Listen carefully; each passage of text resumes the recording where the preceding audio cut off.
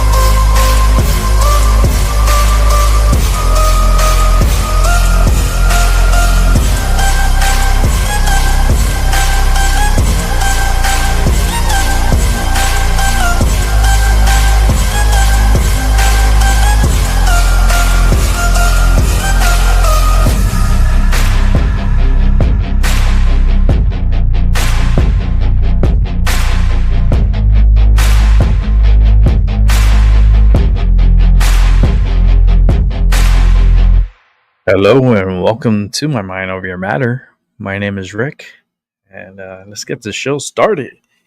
Yes, it's Saturday, early show. Like I said, I was going to come on early. I'm a man of my word. Had a pretty productive morning, that's for sure. Went over to the farmer's market this morning and picked up a lot of beautiful fresh produce. And fruits. It was so delicious. It looks so like the farmer's market is like my little sanctuary. It is. And like the fruits and vegetables look so amazing today. I ended up picking up a lot of stuff from there, and it was cool. It was a cool. If you haven't been to a farmer's market this year or ever, I highly suggest you visiting one and picking up some beautiful, fresh, like super fresh produce. And that's what I'm going to be eating today. I picked up corn and peppers and onions and what else? I picked up a lot of peaches and pears, and like I did like a whole grocery, not really a whole grocery. I spent about $25, but I got a whole lot for $25. And as I was there, I came across someone very interesting. And this person, his name is Jonathan De Barrios, and he's running for Congress here out of the 5th District of Connecticut. And I had a good conversation with him that lasted, oh my God, between him and his wife. I spoke to him for about a good, like, 20 minutes, 15, 20 minutes. His wife I spoke to for like over half an hour. And yeah, it was very productive. And I raised a couple of concerns, and me, my politics, and the fact that he's running as a Republican was I was all ears for it. And what was the weirdest part? This is the weirdest part of the whole conversation. They were like, "You should run for Congress." I go, "Wait a minute, what?" I, I go, "You're not the only one that has told me this before. I've had other people mention it and cross my mind and my path by mentioning that I should run for Congress." And I'm like, "Hey, do you really want me in Congress? Because I don't know if Congress wants me." Because I come with a lot of, like, I guess, baggage, you would say. I come with a lot of questions and a lot of concerns, and I know all of it is not going to be addressed, but I'm not one to stay silent. I'm not those congressmen and congresswomen that just stay quiet. I'm one that's very outspoken, and I don't like too much attention. That's my only problem. I don't like attention, and I don't want cameras blaring right in my face as I'm speaking. I mean, I have a camera here, but it's a little camera. It's not big. But yeah, they were telling me I should run for Congress. And what do you think about that? Should I run for Congress? I don't know. I laugh. It's a great, like, it's great to even be considered, or even being told to run for Congress. I mean, something that I could think about. Health wise, I don't know. I mean, Fetterman is in there, so I mean, I don't know if I should or should not throw my hat, like, throw myself into the mix. Um, Something to think about for the future. It's not a for sure thing. Um, but I'm thinking about it. I've been thinking about it. I even got a shirt from him. Give me a sec. Let's see here. Um, I got this shirt from the Barrio, and it's a pretty cool shirt. You can't really see it because if I zoom in, you probably see it better. Let me zoom in. If it picks up, there we go. Ain't that a cool shirt? And look at the other side here. We're gonna flip Connecticut here. We're gonna flip the fifth red. And this is a goal. And this is what caught my attention. This right here is what caught my attention. Flipping the fifth district of Connecticut red. When he mentioned that to me, Jonathan, and when he mentioned it to me and for Congress, man, the my goosebumps got really, really enhanced. And you see where it says the Barrios, right here. It could be my name on here, and I could be running for Connecticut fifth district. Do I want to? I don't know. I don't know, because it comes with a lot of responsibility. That's for damn sure. Um,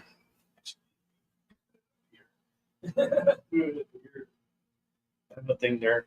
Um, I don't know. It gives me something to think about. I'm too controversial, I think. I don't. I don't think they'll like me so much because I am a psychic medium and I do see things, hear things, and feel things. I run on energy. Um, I don't know. I don't know. A psychic as a congressman. Imagine that. That would be so fun. That would be fun. But I gotta see, what the future holds for me. Especially with the channel. I want to see which direction I'm gonna take this channel. I think I want to go back into the psychic world and go back into the psychic readings and doing more one-on-one with readings and tarot readings, and I have my divination rods here, and I got a lot of tools of the trade right here on my desk that I could utilize to help others, help others and give them some clarity and some answers to whatever questions they have. I think the return to magic is it's a very good topic for me, and not only that, but it's been running through my mind for a while now, and I would like to get back into it. My only problem and my only concern that it does take a lot of my energy, a lot of my mind energy. It overwhelms me.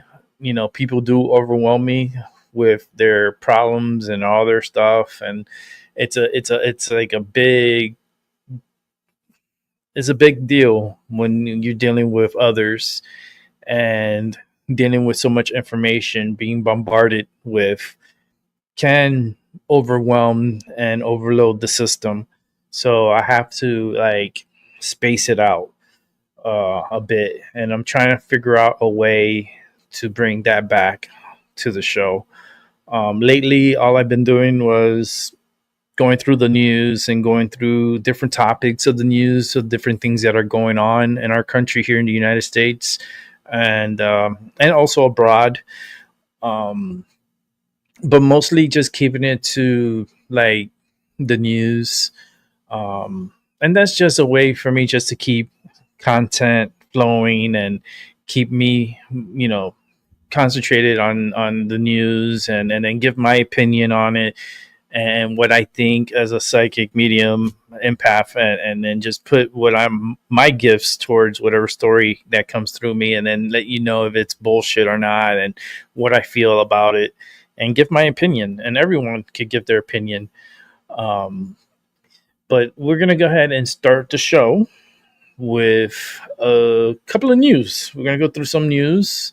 I do have a couple of. I saw Tyson just put up a video, so let me get that set up also, because Tyson did put up a couple of videos. Let me see if I can get it open here. Just gotta find it. I hope everyone is having a good day today. It is the weekend. We do. Let me see. It is SummerSlam weekend, so that's a cool thing. Let me go directly to his page. I'm trying to get Tyson involved in interviewing this congressman. I already spoke to him about it, so we're working on something. Okay, I got two videos from Tyson de la Cruz. He just put one up earlier today, so let me see if I have it up here.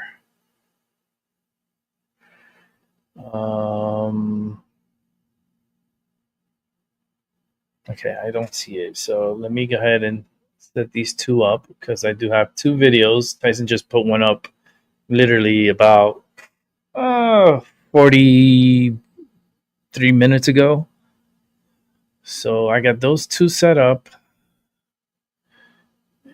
and let's see here. Okay.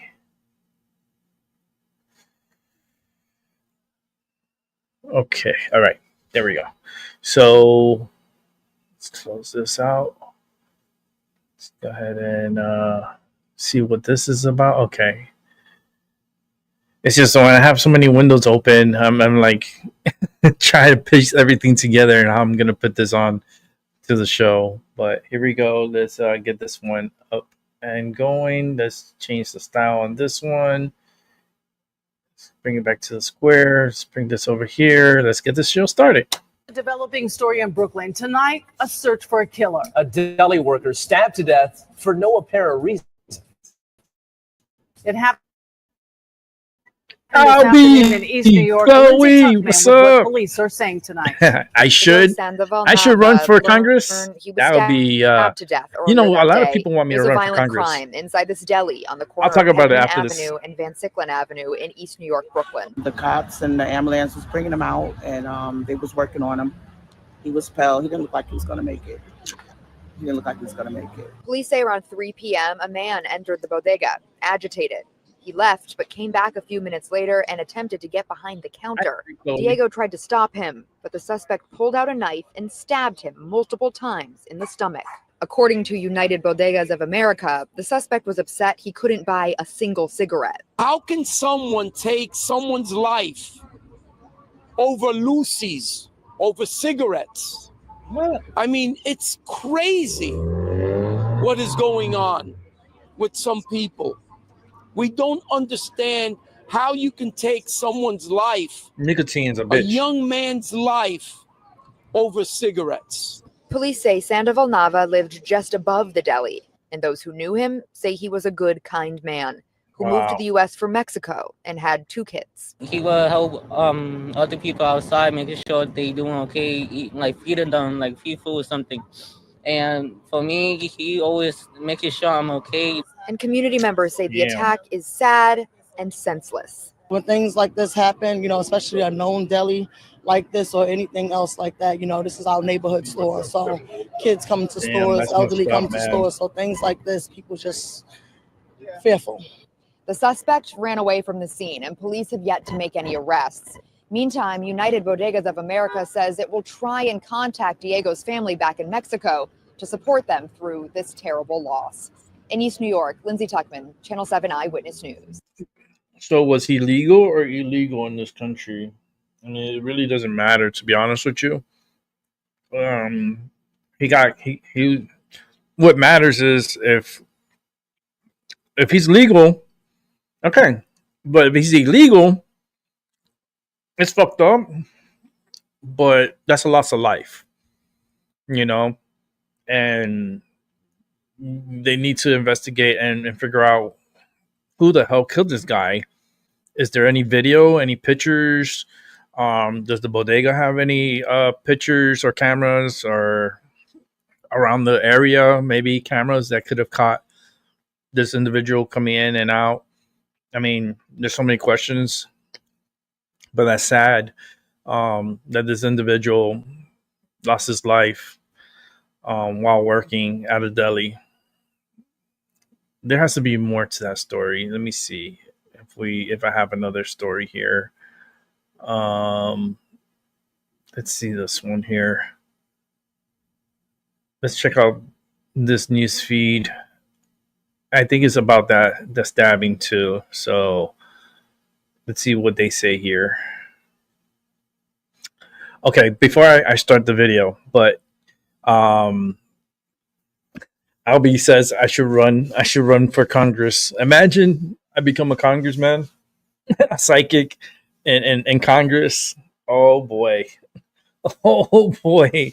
I don't think they're ready for me. That's why I'm so hesitant in it, because if I do get elected and I do have to go to Washington, imagine they gotta take care of me and my cats. Remember, that was the deal. That's always been the deal. You take care of me, my partner, and my cats, we're good. We're all good. But that is a big responsibility. Comes with a lot of work. Comes with a lot of stress. I don't know. I'm gonna be a supporter. I'll be supportive of Jonathan, the Barrios. I'll support him. I told him that I would definitely. I had a great conversation with him. I was like, I'll volunteer for your campaign. I'll support you. I'll do what I can to help. I gave up a donation for his campaign. I gave up a $40 donation to the campaign because I was going to throw a lot of money, but I threw $40 at them, and they're very happy and very appreciative. And they're really good people. And when you feel something good and you like what you hear and you want to support it, my best advice is to volunteer for that individual and support that individual. Yeah. And yeah, Chloe, about the readings. Yeah, I'm thinking about doing readings again. And and you know how it is when you do readings, it takes a lot out of you. It's like it's really intense, the energy. And the way I do my readings and the way how I work with energy, it really takes a lot out of me. So I'm thinking about it, and I am gonna bring I'm gonna bring back magic. I'm gonna have the return, like the return of magic, and we're gonna do this. And Chloe, I hope you have maybe by next week.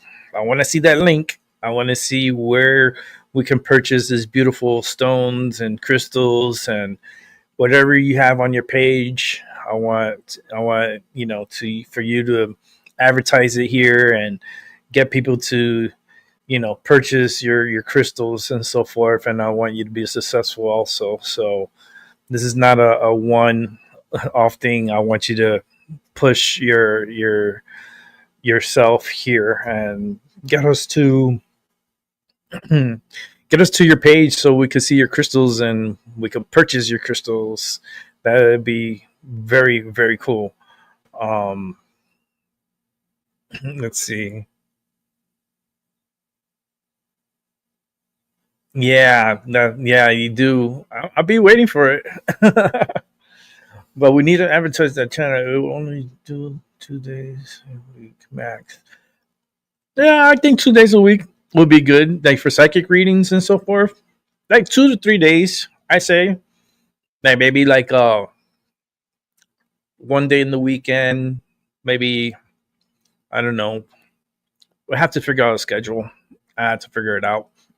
But I would like to get back into the readings and bring people onto the show like how I used to, and have a split screen and have them tell me what their issues is, and then let the cards give me and my mind and my energy give the reading and see where it goes. I think I want to get back into that. Yeah, I was really good at that. I was very, very good. I had a lot of people on here, that's for sure. Yeah, we'll see. Okay, let's get back to the bodega guy, like the deli guy that got stabbed to death. That's crazy. That's my biggest fear, is getting stabbed to death, because they stab you and that's it. You're dead. That's crazy. That's wild. I wouldn't want to die that way. But let's check this out here, and I'll talk after the feed. 2 bakery owners were stabbed over something they served 4 years ago. And tonight, as they recover from that attack, cops are still on the hunt for this customer who apparently held a grudge.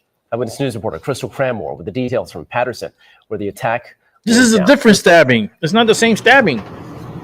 Yeah, one of the victims actually just showed up moments ago. His name is Abed Assad. It's a different stabbing. In bandages and in a sling, recovering after he says he was slashed in the arm. His brother's actually still recovering in the hospital, fighting for his life over a grudge 4 years in the making. This is surveillance video of the angry customer business owners say ran away after allegedly stabbing Abed Assad and his brother Mohammed inside their family bakery in Patterson.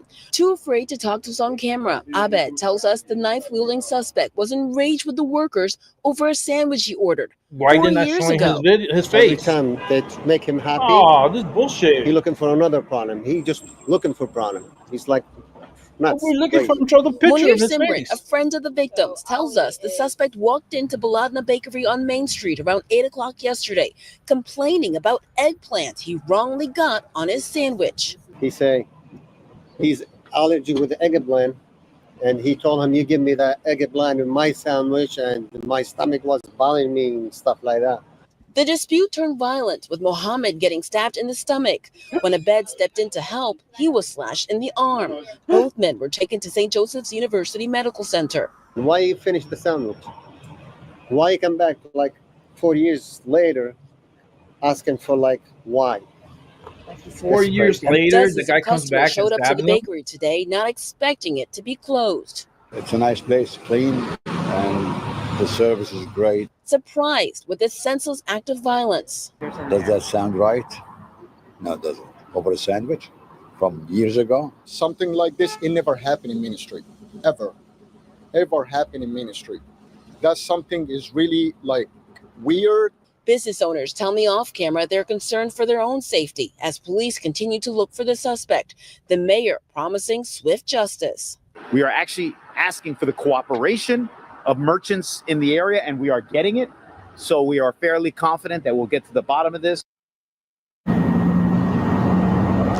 And this isn't just taking a physical toll on the family, it's taking a financial toll with the bakery closed until further notice. Anyone with information is urged to contact the Patterson Police Department. For now, we're live in Patterson. Crystal Fenmore, Channel 7, Wow, Eyewitness Patterson, News. Jersey. I've been to Patterson. I was just there. I was at the Patterson Falls in New Jersey. That's just another wild story. We keep getting wild stories of people getting stabbed, and that's like, it's one of the easiest ways to harm someone is by stabbing them. Because it's not like a gun. The gun actually makes sound. It goes boom. Wow, that's so sick. They have these people, innocent people, getting stabbed up, and especially the story doesn't make any sense because, like, the guy came back disgruntled for a sandwich that was made 4 years ago. 4 years ago. 4 years ago. He came back upset and was still holding that grudge and came in and stabbed these individuals. Stabbed one in the stomach and the other one in the arm. I believe they lived, so that's a good thing. But I think this is where we're going to in this country, that we're going to resolve our battles by stabbing each other. It's not going to be gun battle. It's going to be a stabbing.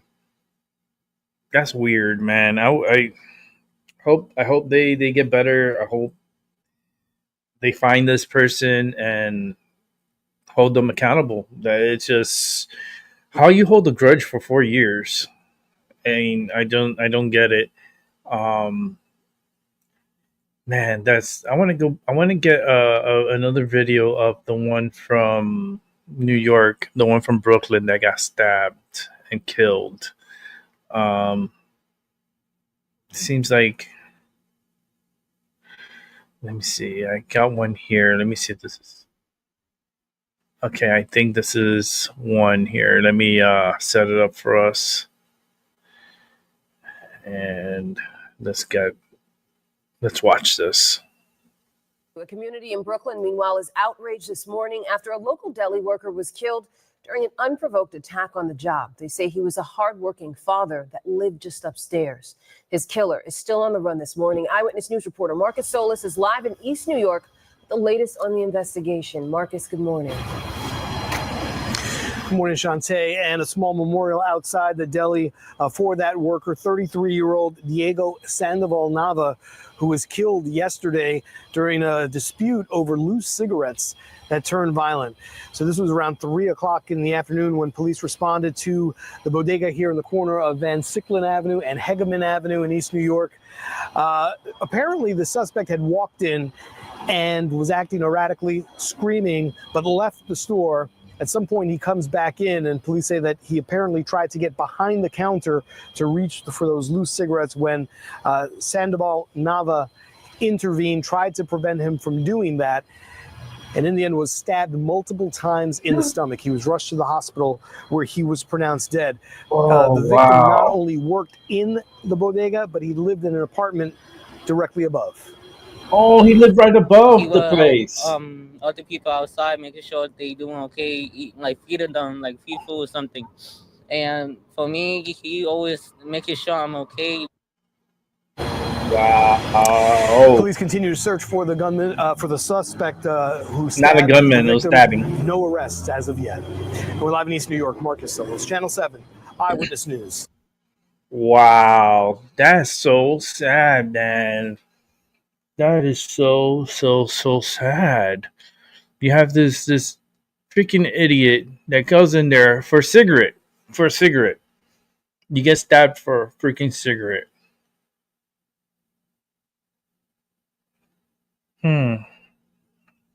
I don't know what's going on with this world, but I know nicotine can make you go crazy because there's so many people that have gone crazy because of nicotine. Um, to me, I'm just like I'm in shock. I'm in shock. Um, how could you like you go in there to work to it's I have another video. Let me see. I don't know if we've seen this one yet. It's about the same stabbing in Brooklyn. For some reason, that energy is just keeping me onto that story because it's very senseless for someone to get stabbed up for a cigarette. Developing story in Brooklyn. Tonight, a search for a killer. A deli worker stabbed to death for no apparent reason. It happened this afternoon in East New York. Lindsay Tuckman with what police are saying tonight. Tears shed Friday night as friends of 33-year-old Diego Sandoval Nava learn he was stabbed to death earlier that day. It was a violent crime inside this deli on the corner of Hegman Avenue and Van Sicklen Avenue in East New York, Brooklyn. The cops and the ambulance was bringing him out, and they was working on him. He was pale. He didn't look like he was going to make it. Police say around 3 p.m., a man entered the bodega, agitated. He left, but came back a few minutes later and attempted to get behind the counter. Diego tried to stop him, but the suspect pulled out a knife and stabbed him multiple times in the stomach. According to United Bodegas of America, the suspect was upset he couldn't buy a single cigarette. How can someone take someone's life over Lucy's, over cigarettes? I mean, it's crazy what is going on with That some is crazy. people. We don't understand how you can take someone's life, a young man's life, over cigarettes. Police say Sandoval Nava lived just above the deli, and those who knew him say he was a good, kind man who moved to the U.S. from Mexico and had 2 kids. He will help other people outside, making sure they doing okay. But was he legal or illegal? Or something. I mean, and for me, he always making sure he's I'm dead, okay. but I wonder. Community members say the attack is sad and senseless. When things like this happen, especially a known deli like this or anything else like that, this is our neighborhood store. So kids come to stores, elderly come to stores. So things like this, people just fearful. The suspect ran away from the scene, and police have yet to make any arrests. Meantime, United Bodegas of America says it will try and contact Diego's family back in Mexico to support them through this terrible loss. In East New York, Lindsay Tuckman, Channel 7 Eyewitness News. Wow, man, that's so sad. The more I listen to it, it's just like it makes me more sad. There's one more news on this story. Now to the latest on a disturbing. Let me see here. Man, this story just has me thinking because the person who did it is still on the loose, and he knows what he did, and who knows if he's still in the area or not. Now to the latest on a disturbing attack inside a Brooklyn deli. Police are searching for the man responsible for stabbing an employee to death. Eyewitness News reporter Marcus Solis live in East New York with details on this. Good morning, Marcus. I think we saw this one. Good morning, Michelle and Shantae, and a small memorial in front of the deli here where that worker worked, and he lived directly above. A dispute apparently over loose cigarettes leading to the violence last night. Wow. So this happened on the corner of Van Sicklen Avenue and Hegman Avenue in East New York. Police responding to a report of an individual stabbed. That was the worker who was apparently first confronted by the suspect who had come into the store screaming and acting erratically, but left the bodega and then came back a short time later, tried to get behind the counter for those loose cigarettes, and that is when 33-year-old Diego Sandoval Nava was stabbed multiple times in the stomach. He was pronounced dead at the hospital. The violence drawing the outrage of the United Bodegas of America. How can someone take someone's life over Lucy's, over cigarettes? I mean, it's crazy what is going on with some people. We don't understand how you can take someone's life, a young man's life, over cigarettes. That's just wild. And To again, me, that's police just a still wild story.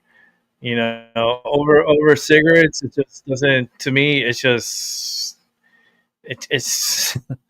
I don't know. You can't. It's just mind-boggling, right? It's just very, very stupid of whoever. I hope they catch the guy, and like I say, an eye for an eye, right? And I believe if you commit a certain crime on someone, especially if you're committing murder, um, if you whatever action you took to murder that person, that's the same action should be reflected back on you. So if you stab someone to death, well, your consequences is you be stabbed to death also. So you could feel the same way that person felt when that person died, and then of course that person, is dead too because, that's crazy. It's just nuts. I don't know what's going on with this world, but it's just not a good place. Um, Man, that is so wild. Okay, so I got some more news to go through. So let's try to go as fast as possible. Let's do a quick, uh, let's do like a back to back to back, quick news. Um, so that way I could take a lot of this out of my screen here. So, all right, let me set it up and then we can watch together. I got a lot of them to set up, so let me set them up. Chloe's back. Chloe. Um, I got a lot to get through today, and then once I wrap up, SummerSlam will be on tonight. I will be starting the show. I guess the private party is going to be at 6 p.m. I believe it starts at 6 p.m. I know the pre-show and all that stuff starts at 3 p.m., but I'm not watching the pre-show. I really don't want to sit through 3 hours if I have to sit through 4, to watch the event. So, I'm kind of reluctant and trying to sit there for 3 hours watching a pre-show. Not going to happen. But I am going to watch the event, and it does start at 6 p.m. Eastern time.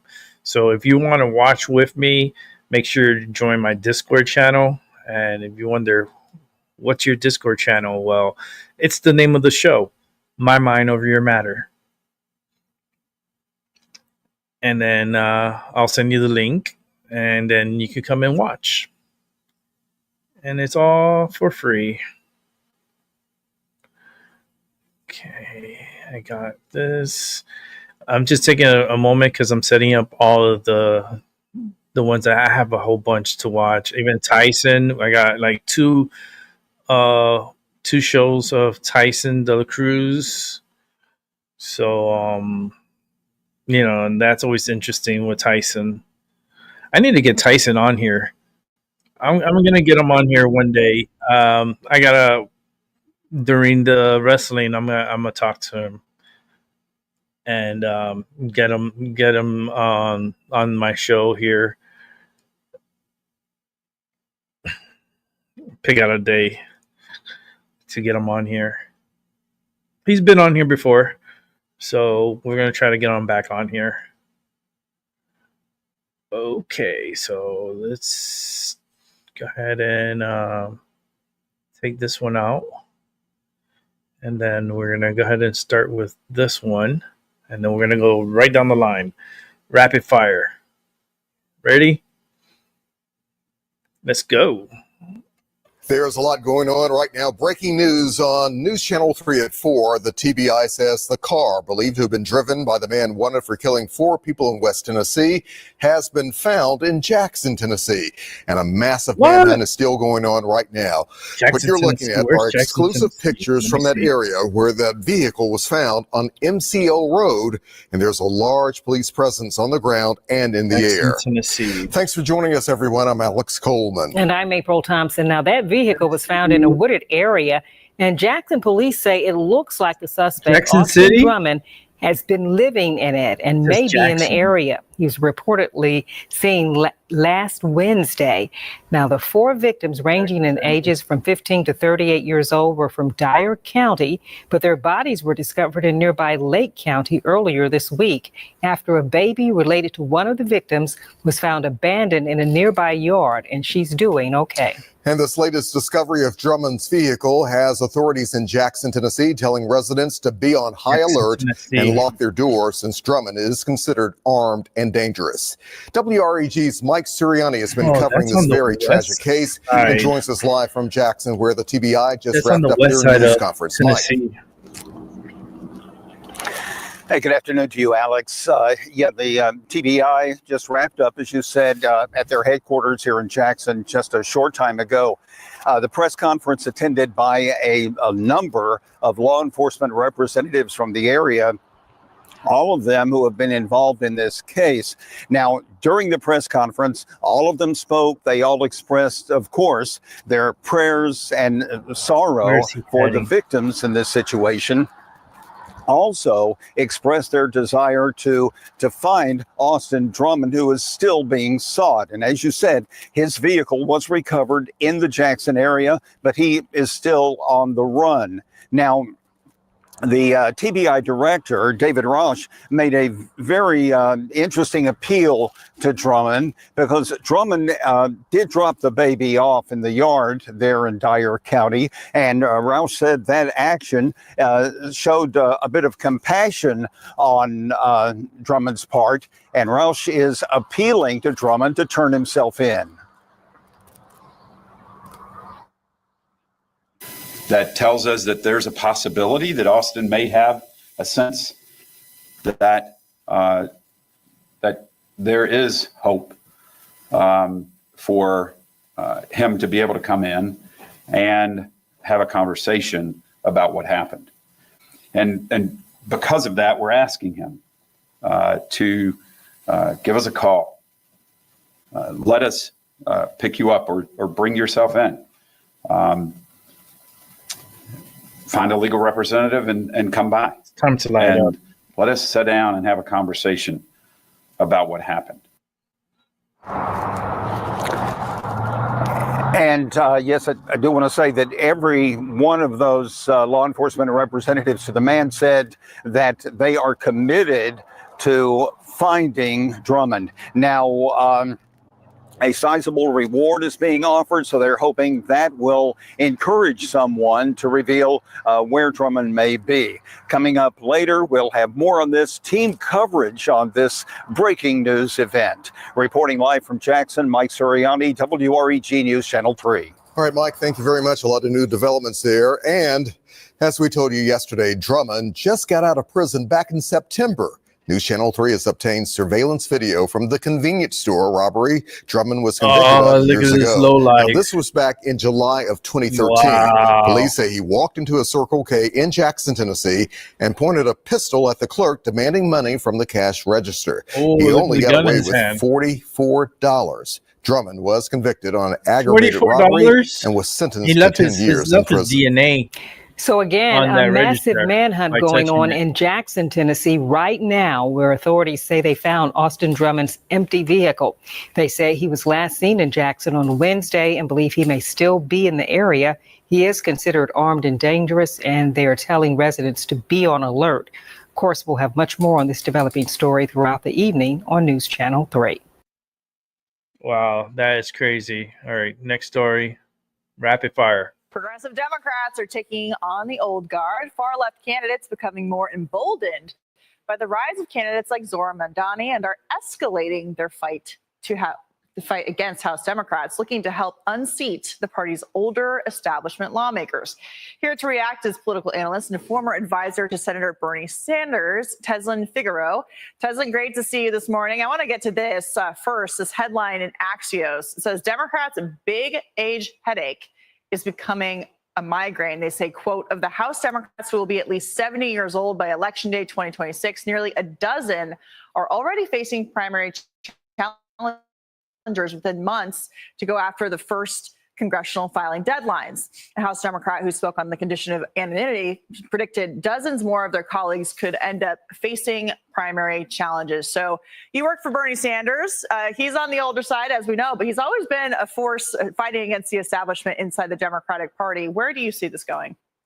Right. That's why it is not about age. I mean, we can continue to keep talking about age because obviously younger voters they are more mobilized. But I also want to be clear to say when we say younger voters, we're actually talking about 45 and under. Glasses. The progressive movement started in 1890. So this is not an old thing, which is why Senator Bernie Sanders did so well. The bottom line is New York, which is the capitalist capital of the world, is about to elect a socialist based upon his platform on housing. When you look at the median rent in Manhattan being $4,200 a month and people cannot afford to live, this is why he's doing so well. I'm not a socialist, even though I work for Bernie Sanders. I'm an independent myself, but I do know what works. And what's happened is you've had two establishment candidates that did not knock on the amount of doors that they should have, that have had criminal issues going on, both of them, that have not reached out, that have simply sat back and thought they had it in the bag. And this socialist is running the table and has ran the table. I don't like doing predictions, but it's looking like Mr. Mondami will be the new daddy of New York. But do you think that these policies could work nationally? I mean, you saw in the 2024 presidential election, the majority of the country shifted to the right on a lot of these policy issues. Yeah, I wonder the far how many left. And yet illegals are that's where voting we're in New going York. with Mamdani, with the Democrats who are trying to nationalize him by bringing him to D.C., by putting him up on a platform with other progressives in the party, like AOC, for example. So is this something that is just going to stay in New York City, which is a deep blue part of the country, or is this going to work nationally for the Democrats? That's a great question. I train hundreds of folks every month on how to run for office and how to organize. And one of the things that I always caution them on is nationalizing candidates that can absolutely be a disaster. What works in New York City will not work in Georgia. What works in Georgia will not work in California. So although they want to make this a template because they literally have nobody else on the bench who has excited voters, Democrats always tend to say, if this works here, let's just run with this all over the country. And I think that's a fatal mistake.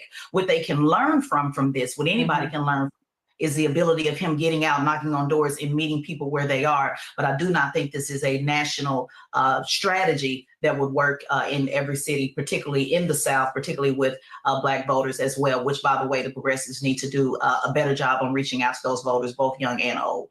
Well, Teslin, you talked about training hundreds of people throughout your career. So it's really great to have you to talk about this issue. Thank you so much.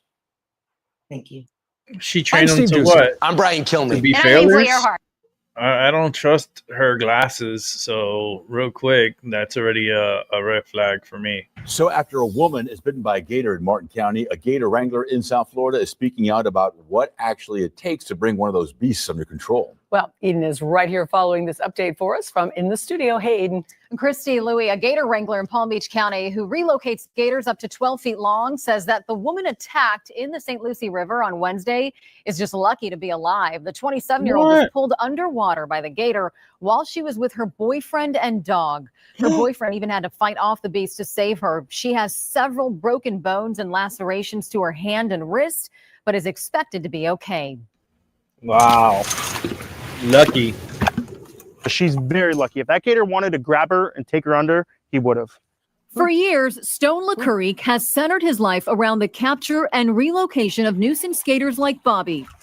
He says Wednesday night's attack was a textbook scenario. He probably saw her swimming in the water. When she's in the water, the gator can only see her head and her shoulders. The majority of her body is underwater.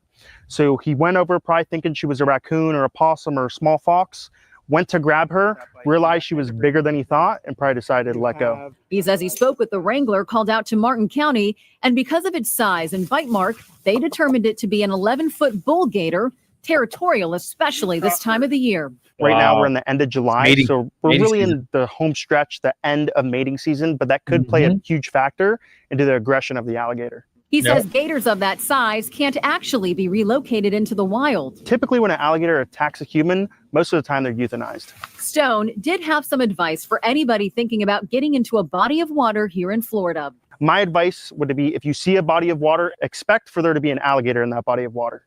Yep. So according to FWC, despite their in there. fearsome reputation, gator attacks on humans are incredibly rare. Of the 1.3 million in the state, there are typically 8 unprovoked attacks a year. Wow, that is crazy. That's a lot of attacks. I mean, for a gator. Let's go ahead and bring it back to me here while I set up the next video. Yeah, the gator attacks. This is just so scary, right? Imagine being bit or even being drugged down by a gator. Oh no! I lived in Florida. I seen many a gators. No, thank you. No, I don't even want to. Like, you know how they put, like, for display, they tape them off and then you could pet them and pet a gator and stuff. No, thank you. I don't touch those creatures. I don't trust those reptiles. I don't touch snakes. I don't touch gators. They look nice, but keep them over there. Don't bring them near me. It's just not for me. I don't like spiders. I don't like, there's a lot of things. I don't like roaches. I don't like anything that crawls and makes me feel weird. No, thank you. Keep it over there. Not for me. Okay, so the next story, we're going to go rapid fire. Let's continue. Set this one up here. Good evening. Thanks for being with us for ARC Seattle at 10. I'm Steve Solis. We start with breaking news as we come on the air tonight. There's been a possible sighting of wanted murder suspect Travis Decker, the man accused of killing his 3 daughters. County authorities say he might have been seen on the Pacific Crest Trail near Snoqualmie Pass. Now, the scene has just wrapped up for the night, but our crews were the only ones there. That's where we find Ryan Sims tonight. Ryan, Decker's been missing for months. This is really the first time in a while the law enforcement has gotten. He's the one that killed his 3 daughters since, I guess, Idaho. That's right. It's been about a month and a half, 2 months now. And so given that they say that they had no choice but to go full steam ahead with launching a lot of resources here in the Snoqualmie Pass area. Again, the magnitude of this case still weighs on just so many people, including authorities. So again, they say that when they get a tip like this, they have a duty, really, and a responsibility to look into it and go full steam ahead. That's what we saw here tonight, Steve, at Snoqualmie Pass. It was considerable. We saw about 30 personnel from various law enforcement agencies really fanning out across Snoqualmie Pass. They used drones. We saw canine teams. We saw the Guardian 1 helicopter above, really just scouring the mountains near the pass looking for Decker. You mentioned it, really kind of what really started this whole thing was that there was a hiker on the Pacific Crest Trail late this afternoon.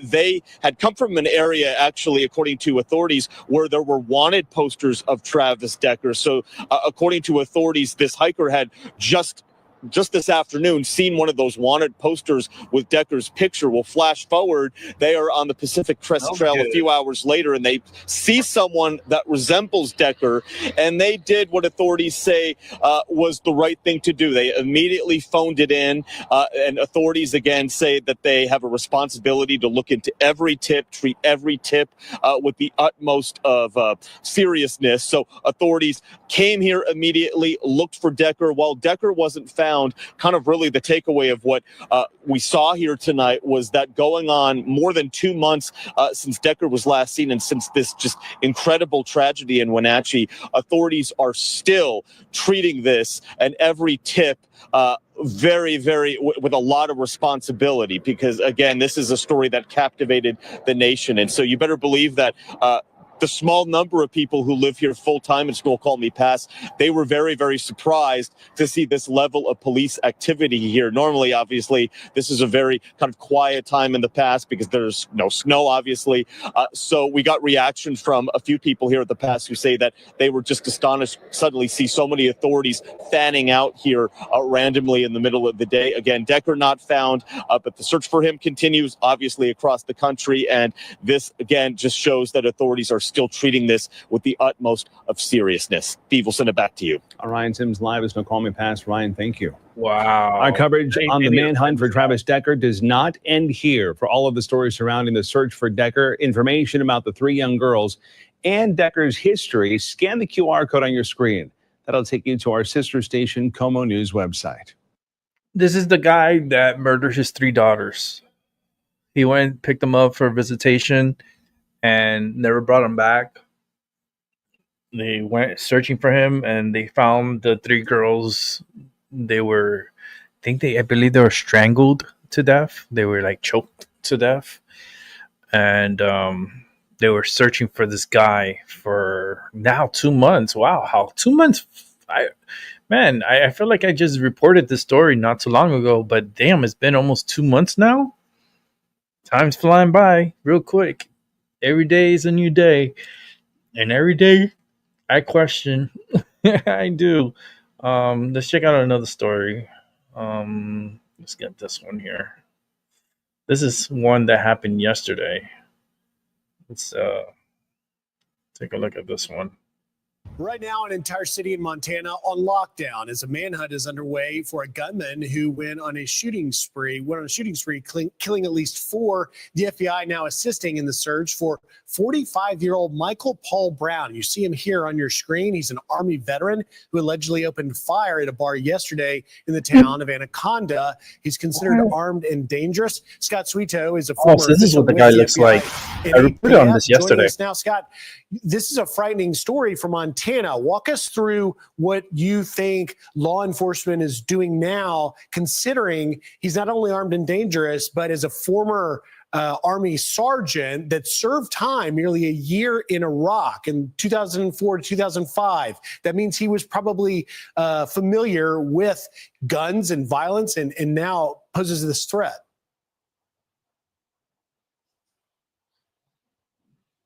From spending a week in Montana with retired law enforcement friends.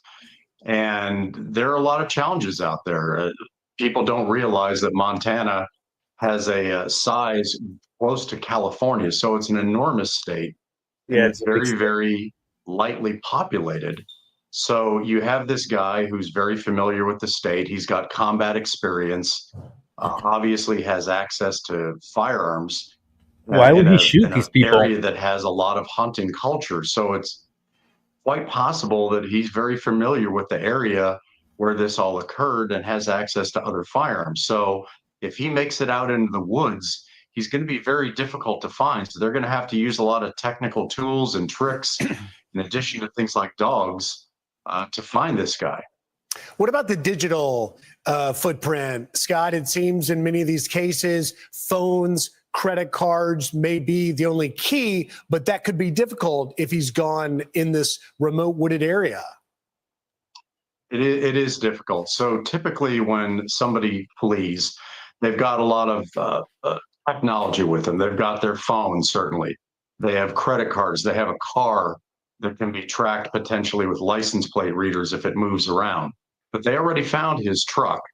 And while he may have a phone with him, a lot of times people dump their phones. I would say one of the good things that law enforcement has going for him is that if this crime happened very suddenly, that it wasn't something that was apparently planned, where he would have had time to stockpile things, and prepare himself better. And Scott, I think that really stands out because this happened at 10 a.m. and the motive is certainly unclear at this point. What do you make of the timing and what the possible motive may be? Bars in the morning and day drink.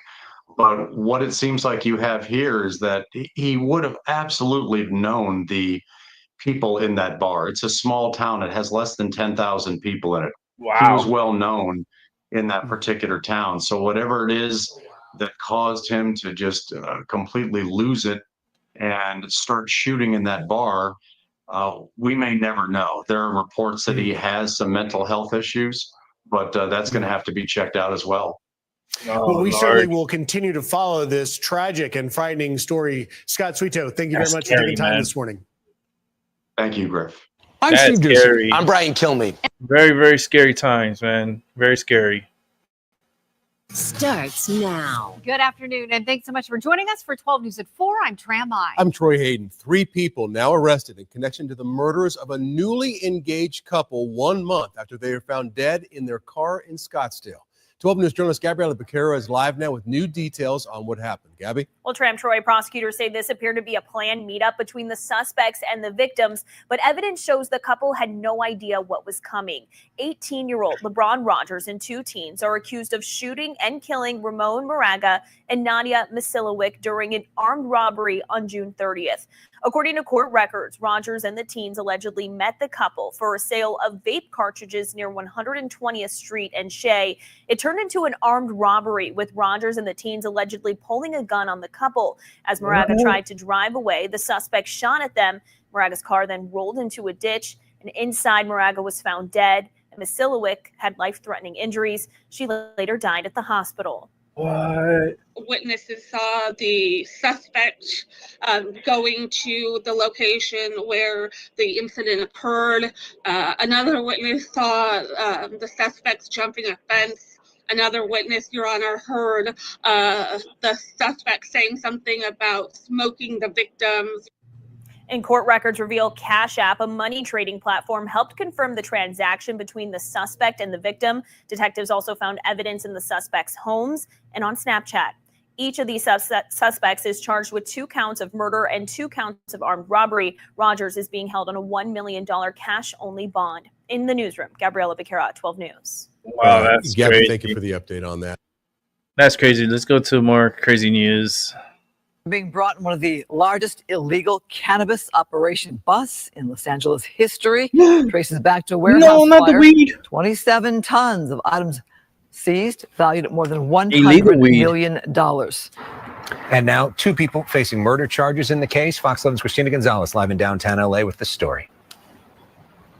Yeah, the district attorney is saying that actually about 80% of the product, the cannabis product that people buy and sell here in LA County is illegal, coming from allegedly producers like the ones that they just targeted with a huge task force bust. Take a look at this. We're here to announce a major illegal cannabis takedown operation. Announcing Operation Sugar Diamond.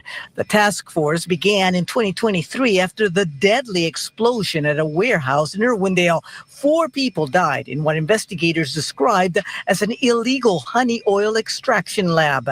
In November of 2024, a similar explosion at a South El Monte warehouse resulted in 2 deaths.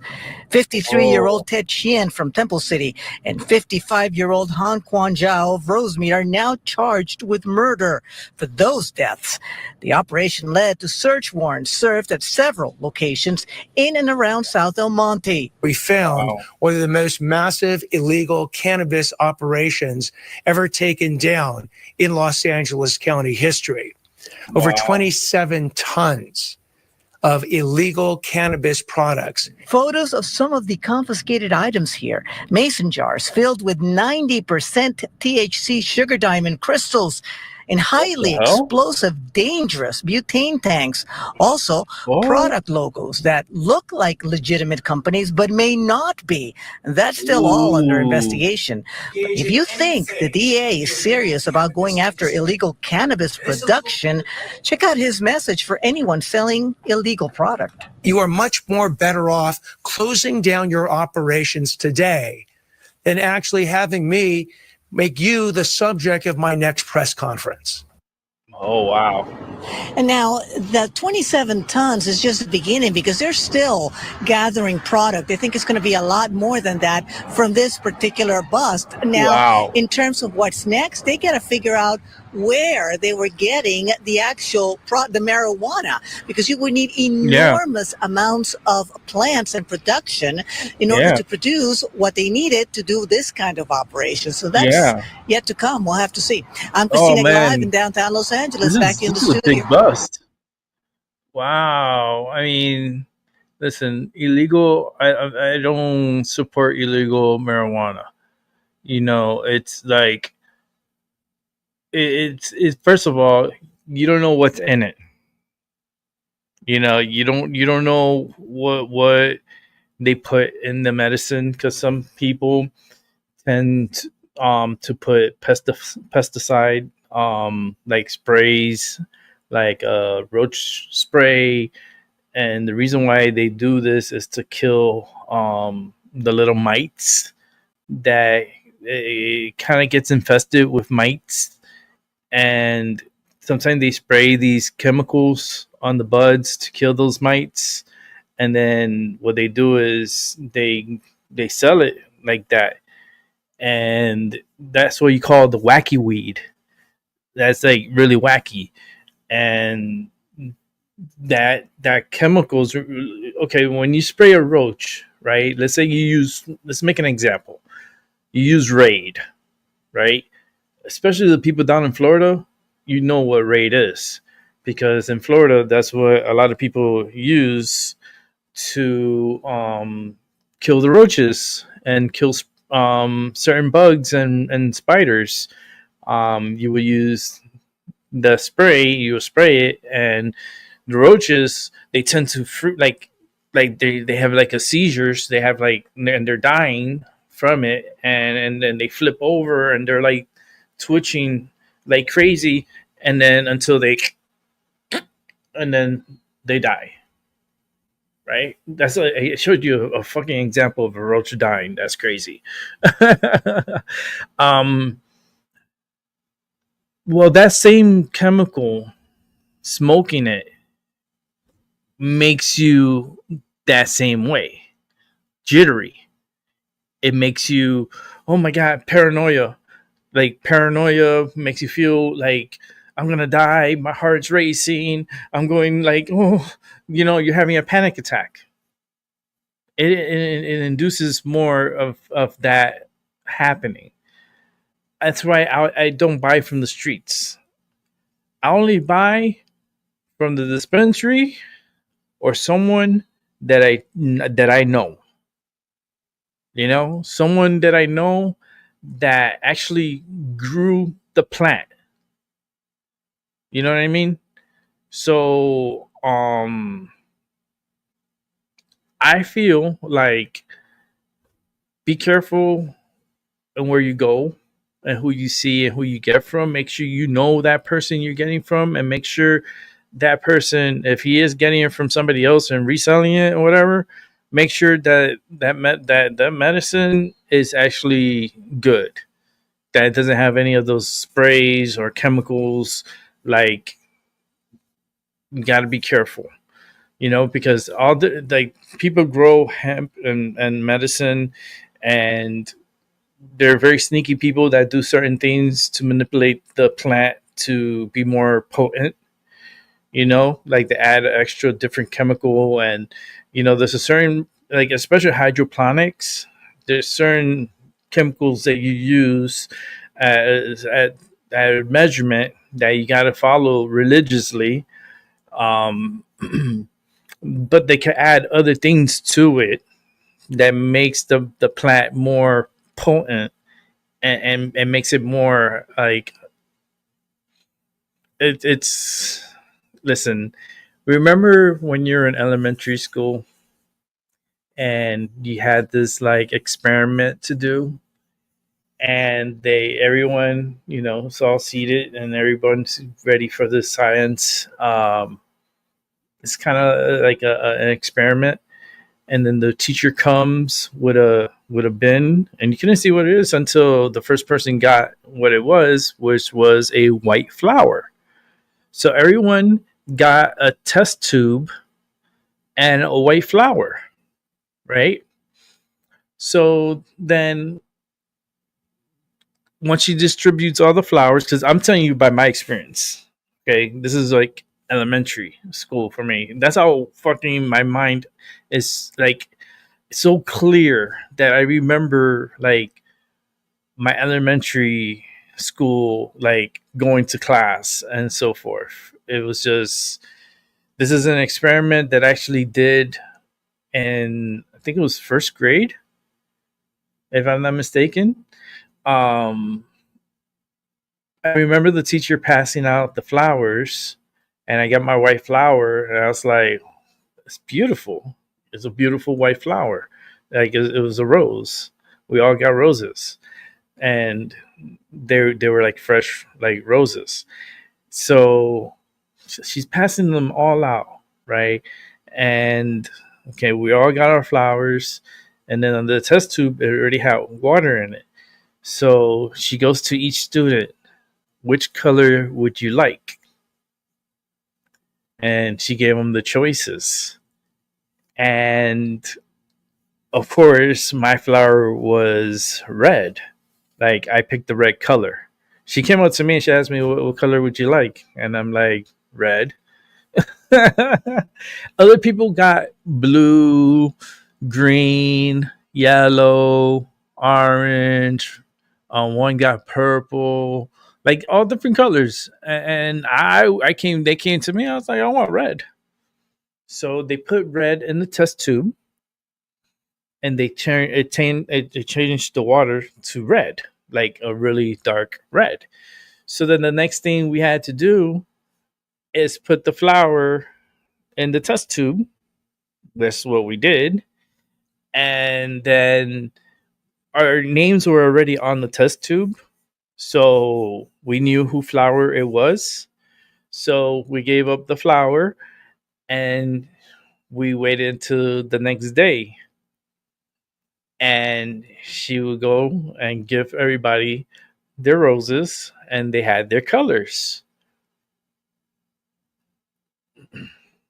That's how medicine, like marijuana, like what you put into that mix into the water and you put it in and it absorbs, the plant absorbs the medicine, is going to grow out that what you put in it. Okay. And I know hydroponics. I don't know how to do the soil. I'm very like, I really never got into it. Never really crossed my mind of trying to. Like, it's something that is not for me to do anymore. I mean, when I was younger, yeah, I did a couple of rounds of it, but now as I'm older, my back, my neck hurts, and I don't want to even think about even trying to grow one, because it takes a lot of energy as far as like physicalness to do it hydroponically. But the soil is something, it's like adding water and certain chemicals at certain times, and it's something that I don't know if I ever want to do that. Like, no, I could let someone else grow for me, and they have their license too, and they grow 6 plants, so I can let them know what I want. I actually could provide them the seeds that I want because I have the seeds. So I'm gonna see if they could grow them successfully, and I just reek, the benefit of having the medicine, and smoking it there. It's like it's cool, It's something that I'm looking forward to. I'm actually gonna have someone grow for me and take care of the growth and everything. And then once it's done and ready, then I'll smoke my fair share, and then I'll take the allowance of me to travel with me back here. And yeah, I'm really looking forward to that, because I have some really good seeds. I have really good, like, good good medicine, and medicine for cancer. I have my little black book. It's not even black, it's red. The red is the seeds and the flowers that I have that I want to. I'm gonna have someone growing for me. I gotta get in touch. Actually, I'm gonna see if I could give him a call today, and because the medicine is very important, right? And dispensaries are okay. I'll tell you this: the dispensaries. Talking about that story, just open up a can of worms with fucking marijuana, right? And I'm smoking it too. So, oh, go figure. Um, Dispensaries are okay. The prices are not. I mean, right now they actually have a sale. I guess because they're not selling as much, so they're trying to push it out. 4/8. Eighths are 3.5 grams. That's an eighth. Give you some education for free. Let me drink some water first before I start talking about marijuana. And I'm smoking it.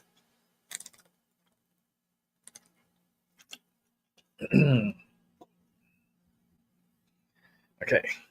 An eighth at the dispensary right now, you could get 4 of them, 4/8 for $100. 4/8 for $100. What y'all think about that? I mean, it's $25 an eighth. That's not a bad deal. That's actually not bad. And for me, I don't get taxed on that. Like for the others, if you're doing recreational, listen, there's no difference on the medicine between recreational and medical. Medical don't get taxed. Recreational get screwed. That's what it is. You're paying like double the tax because you're like recreational is pretty much paying the tax for the medical. I don't get taxed. So 4 of them for $100, $25 each, eighth. And you could pick different flavors. It don't have to be the same like the same plant. You could pick I think there's 4 different flavors. I'm gonna check right now. I'm gonna check because I'm going to the dispensary before SummerSlam. Because I'm gonna roll up another one for SummerSlam. I smoke at least 1 or 2 a day, and I do it on a show. And the other one is gonna be by private. It's gonna be private. It's SummerSlam. It's for free. You guys watch with me for free, and it's a big event. So come one and come all. And if you ask, why? How do I get a part? Like, how can I be a part of this? Well, my show, what's the name of my show? My Mind Over Your Matter. That's the name of my Discord. So all you got to do is you can type it out lowercase, My Mind Over Your Matter. All one word. Okay? No spaces. It's one word, I believe. Let me check. I believe it's one word. Shoot, I gotta check here. I gotta talk to Tyson. I talked to him. I probably talked to him. If not today, because he already talked to me. It's private, so I'm not gonna put out his business out there. But he has prior engagements today, so he's gonna be on, I think, for the Sunday show. So tomorrow, Tyson Little Cruz will be watching SummerSlam with me. It's a great way to, because I'm gonna do it different this time. I'm gonna try it out where the people that are invited into the show, they're gonna be on the panel. Because this show, last couple of shows, I didn't do it that way. Because I was watching it from my bed. I wasn't feeling good, so I wasn't like about to be sitting here and killing myself a few months ago. I just wasn't like that. But I think this time I'm bringing you onto the panel, and then you get to speak and talk if you want. It's just don't interrupt the show. So if the wrestling's going on, it is what it is. But we are gonna talk and so forth, and it's cool. It's cool. It's a cool private event, and it's by invite only. So you have to be on the Discord to be able to get the invite. So I know I got a couple of people already I'm gonna be sending out And if they come, they come. They don't, they don't. Like Tyson, I don't expect him today. And if he does come on, that's a miracle. But tomorrow he'll definitely be on, and he's on fire, man. Listen, he's close to 100,000 subscribers. He's almost at 100,000 subscribers. You know what I mean? That's dedication. That's the hustle, loyalty, and respect. The man has 92. No, right now he's at 98,200 subscribers. 98,000. Okay, I say it like this: imagine you have $98,000 in your pocket. How would that make you feel? That makes you feel fucking great. Well, Tyson has 98,000.2. You know, that's an achievement. You know, it's a good achievement. I'm glad to be witnessing him reach 100,000, which I believe he is going to do before the end of the year. I'll definitely do it before the end of the year. He's catching fire, and I'm glad to be a friend of his. And if he ever needs me as a psychic, he already knows. All he has to do is let me know, and I got him. You know, it's I have good energy for him. There's like certain people that have good energy that I feel like, okay, I'm gonna push my energy to you, and I want you to be successful, and feel the energy and be with the energy. That's all. You know, I'm more of a motivator than anything. So when I have faith in you, you're gonna go a long way.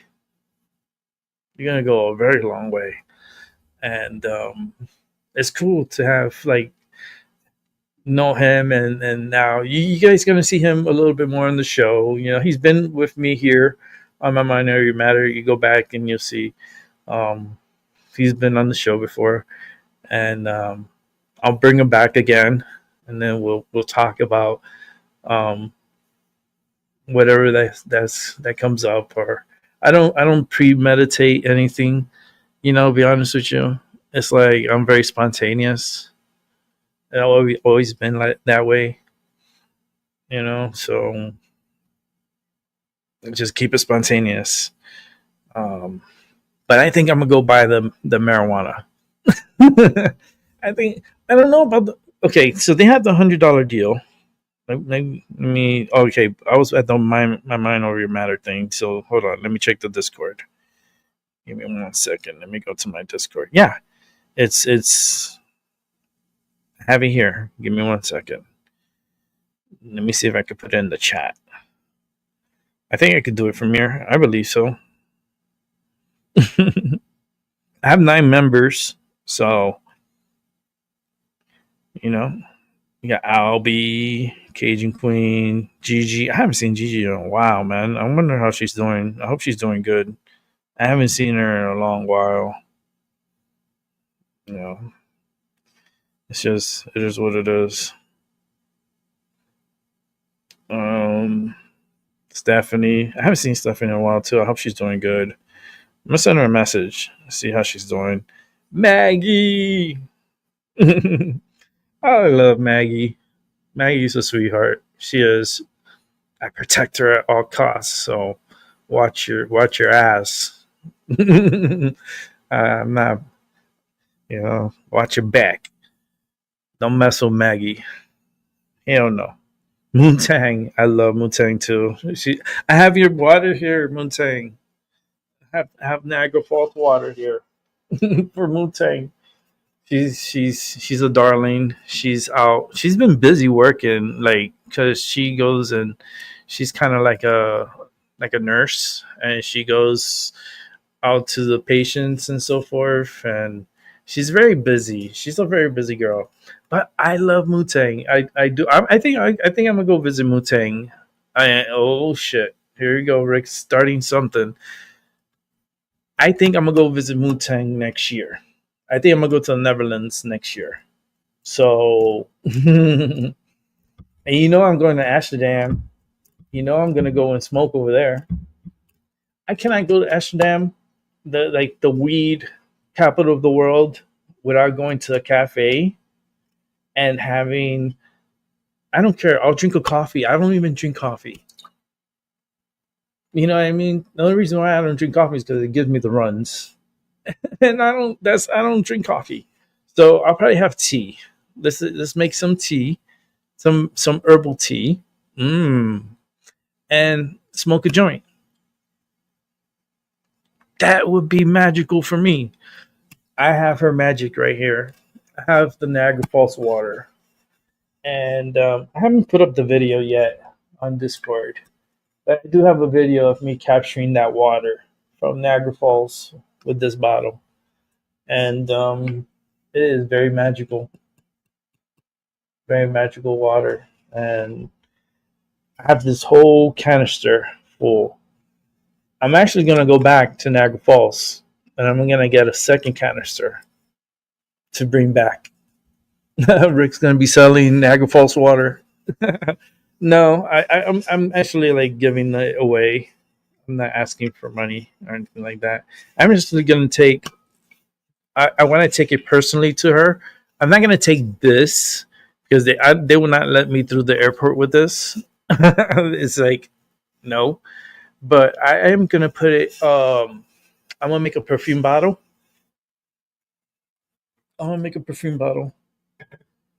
Like a spray bottle. And I'm gonna take her a few. I'm not gonna just take her one. I'm gonna take her a few that I could transport from here to there, and then if they ask what because I have to declare what I have, and I'm just gonna say it's holy water. Hey, I could bless this water, and it'll be holy water. You understand? I'm baptized. I'm Catholic, and I am baptized. So, and I do have the papers to prove it.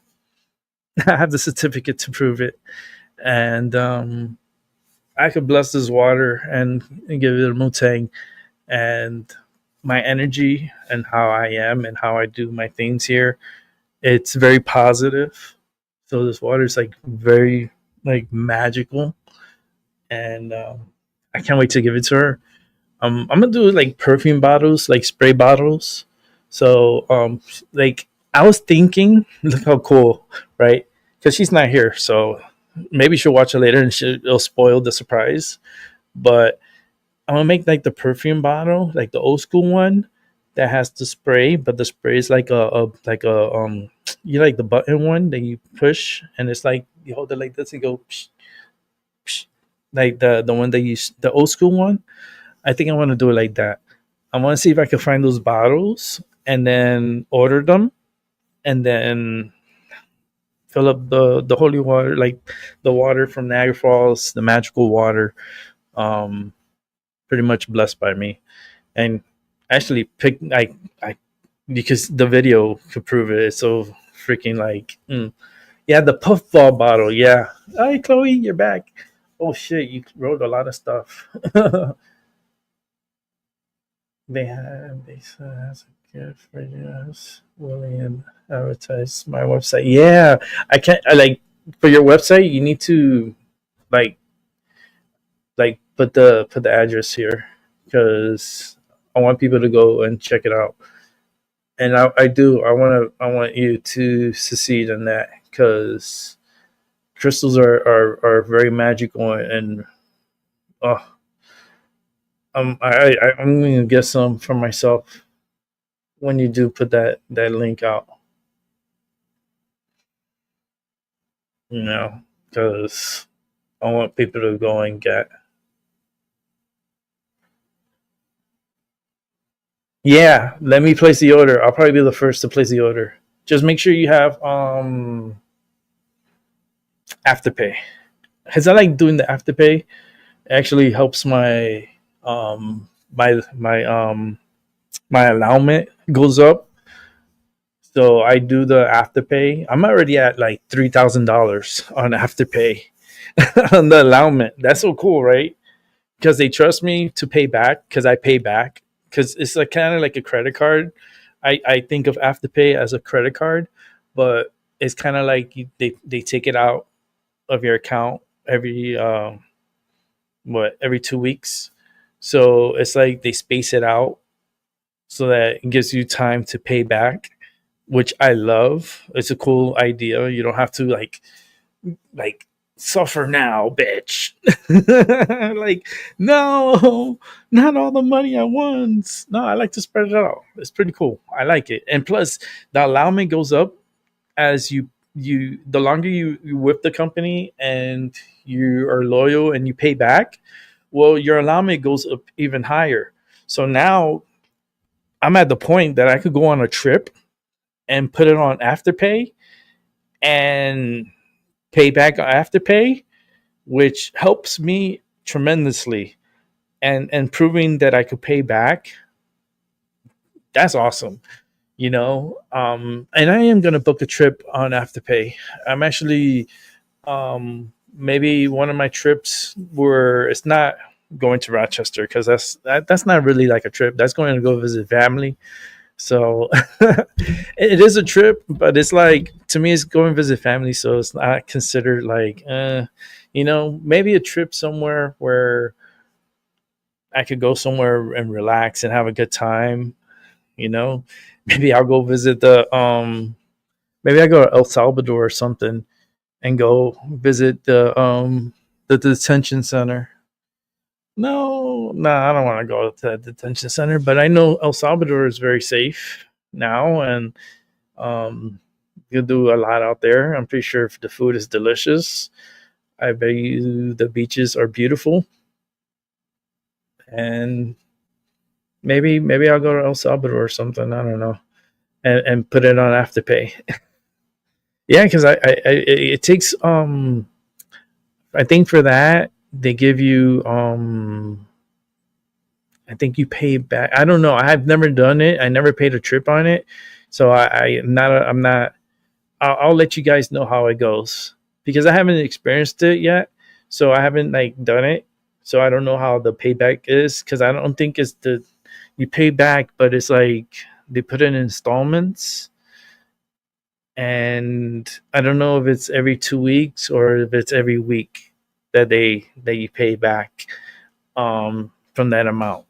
So I'm not sure, but I know what I'll do is I'm not gonna put in an Afterpay and then go the next day and then pay it back. I think I want to pay it first, and then once it gets close to the last payment, and then that's when I'm leaving, so the trip could be paid off. I think it's such a cool idea. Kind of like it. I'm not sponsored by them, but it would be nice if I was. I could go on a trip on Afterpay and just promote them. Yeah, that'd be a good thing. But I do like the concept of it. I know people have taken advantage of it, and I heard stories that people were purchasing from Afterpay and then not paying back. They would get a let's say $1,000 allowance, and they will spend the whole $1,000 and then they wouldn't pay it back. They'll close out their bank account or whatever account they have attached to that to Afterpay, and they would just not pay it, and then Afterpay has to go and then sue them or try to get that money back. So it's a whole process, and it costs Afterpay much more money to go after them. It's just wild. It's just a lot of people have taken advantage of that system, and it's so sad because it's a very promising system, and it's actually very helpful for those who do use it responsibly. It's a great system. I encourage it. If you could space out your payments, why not, right? Especially for the holidays and for trips and certain things. It's not just certain things. Even on Amazon, you could put it on Afterpay, and pay it out in 4 installments. So you don't have to pay everything all at once. You could break it down to 4 payments and you could pay it every 2 weeks. And I like that idea, like with Afterpay, because like, let's say I spend $100 on Amazon and then I use Afterpay. So I only have to pay $25 every 2 weeks. You know what I mean? So it's like you could get more if you want. Like I could spend, let's say, $200 and put it on Afterpay. All I have to pay is $50 a week for 4 installments. It's not bad, you know. It's cool. It gives you space, and like you have more money on yourself. You know, I like the concept, but I know a lot of people have taken advantage of it, and some companies are like, it's not right. You know, it's like they give you this great opportunity, and then you take advantage of it, and then like how is like that's how your loyalty is, that's how you are as a person. That's disgusting, you know, especially for stuff that I bought for me to use and for me, and not only that, for wherever I purchase, it's something that I committed to, so I need to pay back. It doesn't make sense to me that people just don't pay back and think that they could get away with it. It's a sad world. But yeah, I can't wait to get my medicine. Like I have my book here, and I want the blueberry. I definitely, because the blueberry is good for cancer. It actually is high on CBD, which it helps with reduce anxiety and panic attack, can help prevent diabetes and certain types of cancer and nerve damage from strokes. Also helps with alcoholism. So if you're an alcoholic, you're ex-alcoholic, and you want to take away like that urge of wanting to drink, smoke a joint, smoke a blueberry kush, and it helps with anxiety, migraines, PTSD, ADD, ADHD, and bipolar disease. The effects is like it's very fruity. It tastes, and like it has a very fruity taste and euphoric high that lasts a long time. So when you smoke this and you get high, you're gonna feel high for a good amount of time, and you're gonna feel good for a good amount of time. So that's those. I want to grow like 2 of those plants, and then I'm gonna grow another 2, which is the California Dream, and I think I'm gonna go after the White Widow. I think I like Northern Lights. Don't get me wrong, I like Northern Lights, but I think the White Widow is one of my favorites, and I love White Widow. And I think I'm gonna grow this one. I think with this plant, I'm gonna grow 2 plants. The people that I'm gonna have growing for me, is gonna be 2 plants of the White Widow. It's a tangy, fruity, sweet, little spicy of a beautiful like medicine. It helps with anxiety, migraines, PTSD, arthritis, and ADD, ADHD, which is very good for me because I'm kind of like ADD, ADHD a little bit at times, and I have arthritis and I have PTSD, and I do get headaches, not migraines, but I do get headaches, and I do have anxiety. I have really bad anxiety, so that's why I want to grow this White Widow for sure. It's very potent. It's very powerful and like energetic, yet social. Very strong high. This is a very strong high. White Widow is no joke, but when you smoke it, oh my god. Oh, you feel so much better. I feel so much better when I smoke it. So yeah, I'm gonna grow 2 of those. I probably just grow 1 California Dream instead of 2, so I could split like, because I want to grow 2 blueberries, 2 of the White Widow, And then the last two, I think I want to go like I want to split it. I want to split it just to have a mix, you know. And I don't know yet which is the last two. I got time to think about it, you know. But gold leaf is good for sleeping. It's a strand from Amsterdam. This is was sent to me from Amsterdam, and it's a gold leaf. It's called gold leaf, and it helps with a lot of things, but it helps with insomnia and anxiety, stress, and if you have ADD, ADHD, it's a smooth smoke but very potent smell. It's a very small, like strong scent to it. The effects is very relaxing feeling and euphoric. You feel really euphoric. You feel like, whoa. But this is right before you sleep. So this medicine is very good before you go to sleep.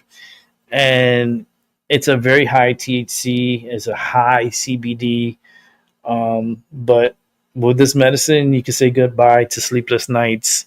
Like stress and anxiety are history after taking a little puff. Like that's awesome. You know what I mean? So I think I want to grow a gold leaf, and the last one. I don't know. I don't know. From the list, the last one. Let me see.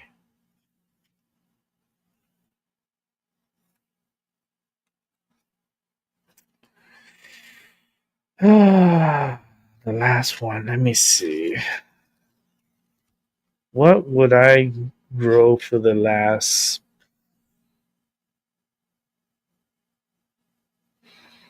Hmm. I'm like, I don't know. I'm actually split between, because if I'm doing gold leaf, that helps you with insomnia, right? It helps you with sleep. Why would I want to do northern lights that helps with insomnia and anxiety and migraines and PTSD and PMS and hypotensive? Like, I don't know. Northern Lights sounds very good. Like, it has a lot of like, it's sweet, bitter, and spicy. It has the effects. It's induced feeling of euphoria and relaxation. Strong physical high experience that feels comfortable, lazy and relaxing feeling. It helps suppress insomnia. So it's a tie between Gold Leaf and Northern Lights, and which one I want to do out of those two, right? And then the last seed. Um, I don't know if I want to do like a pineapple haze, which is a sativa. So it's like for a daytime high. It's a sweet citrus pineapple smell and flavor. I like pineapples. I don't know about you. I love pineapple. It helps with depression, stress, and PTSD and PMS. So this one's good for girls. You know what? Maybe I'm gonna do this one because the girls. I know a couple of girls that would love to smoke this to get like rid of their PMS. Because let me tell you, girls get them, and it's you don't know which person you're gonna get, that Dr. Jekyll or Mr. Hyde. So, I think Pineapple Haze, a good sativa, 70% strength of sativa, is great because it's 70-30. So it's like 70 sativa, 30 indica. Um, this is great for PMS. It's very uplifting, very energetic, with a slight body buzz. I think I found my last seed. Pineapple Haze.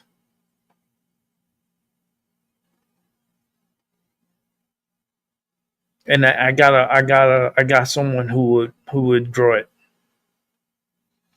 I got someone to grow it.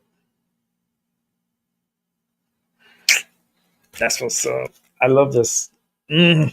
Such a good little book. I love it.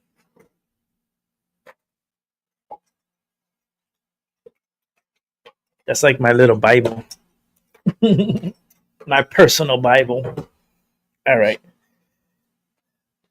But I need to grow. I have someone that's going to grow for me, and it's going to be a great experience. I'm going to be able to travel with, I think I could travel with up to 3 ounces. I could double check on that. I think it's, let me see. Let me see. Give me 1 second. Let me zoom in here for a sec. Get my trusty wallet.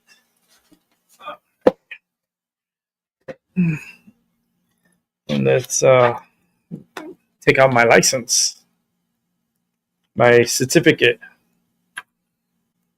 Okay, and that's what I have right here. It's my certificate. So I could authorize amount 5 ounces.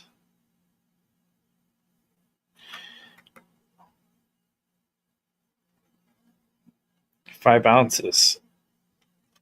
Can I travel with 5 ounces? That's the question. How much can you travel? I have to Google it probably.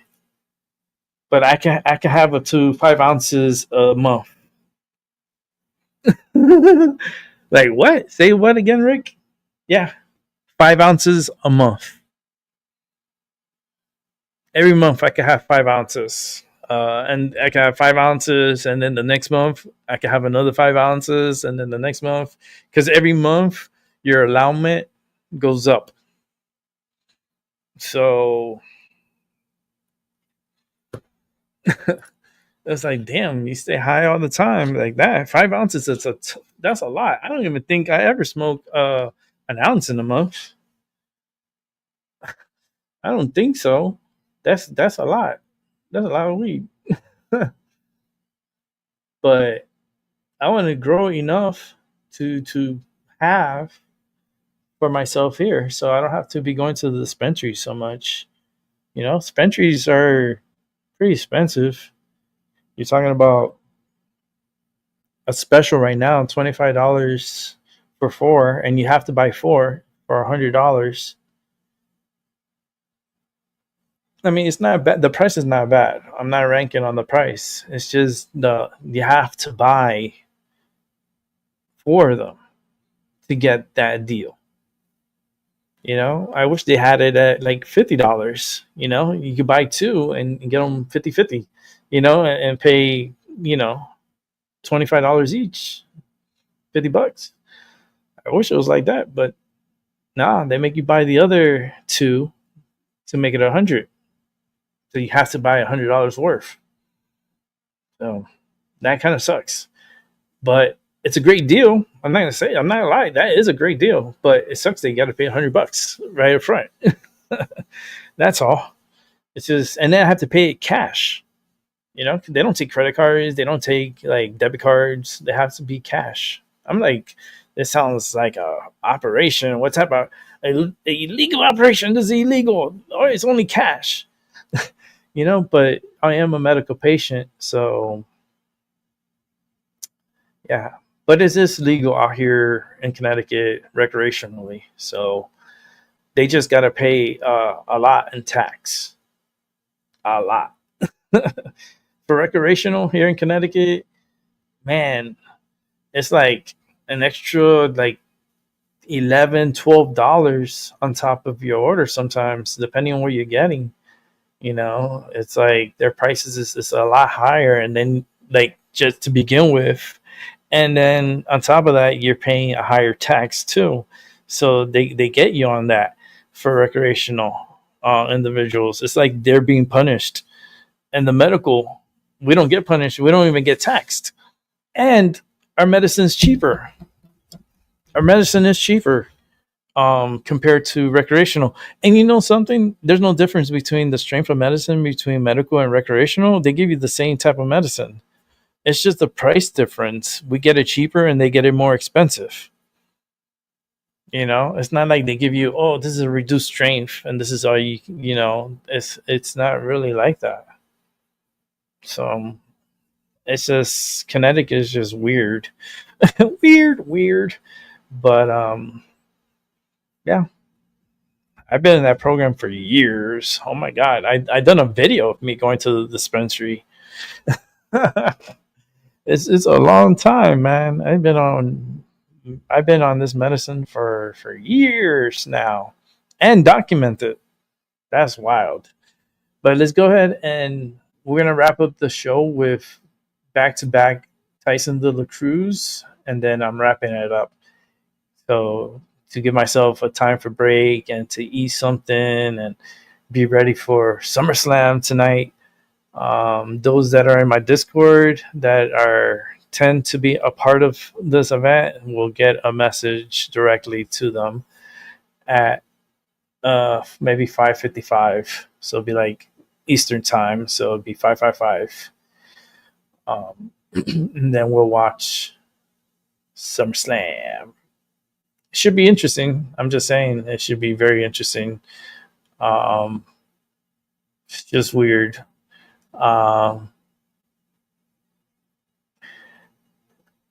What should we do? We're gonna watch Tyson de la Cruz. He has 2 of them, so let's go ahead and watch this one first. So let's set it up and enjoy the show. Today, my close friend and neighbor was abducted by ICE, and I feel like it's important to share what is what wrong happened with nose? because things are changing really quick.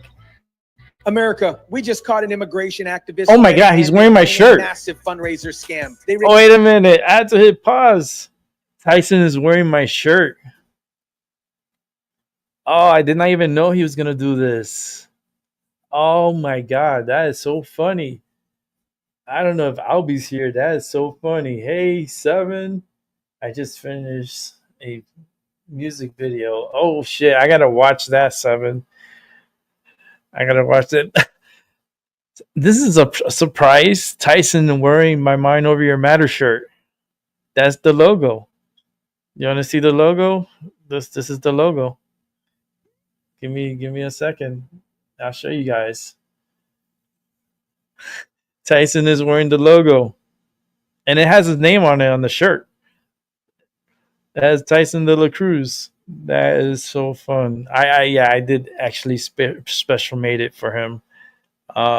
He is a friend of mine, and I send him a shirt, and he has one of the originals. This guy has close to 100,000 subscribers. You know what I mean? So he's representing my show that has 460 something, 64 subscribers, only 460 something, and I got a YouTuber that's close to 100,000 wearing my shirt. That's awesome, man. I love the energy. That's such good positive energy. I didn't know he was wearing this shirt. That's such a surprise. I didn't even know this. That's so cool. It's funny though. All right. Let's get back to it. Let me start from the beginning. I didn't expect that. That caught me by surprise. I had to put pause on the show. Hold on. Let me make myself big. Oh no. I did send him out a shirt, man. I said he did mention he would wear it on his show, but I didn't expect that he would do it because it's been a while he had the shirt. It's been like what, 2 weeks now? I mean, Albie got a shirt too. Albie got a shirt. He wasn't even expecting it. Yeah, he got one, and it was like, yeah, that caught me off guard. I'm sorry. I'm smoking. I'm like, I'm not high enough yet. I was talking about medicine a minute ago. And I come see my shirt. I'm like, wait a minute. That's the logo of the show. That's the show's logo. That is so cool. And like, this is the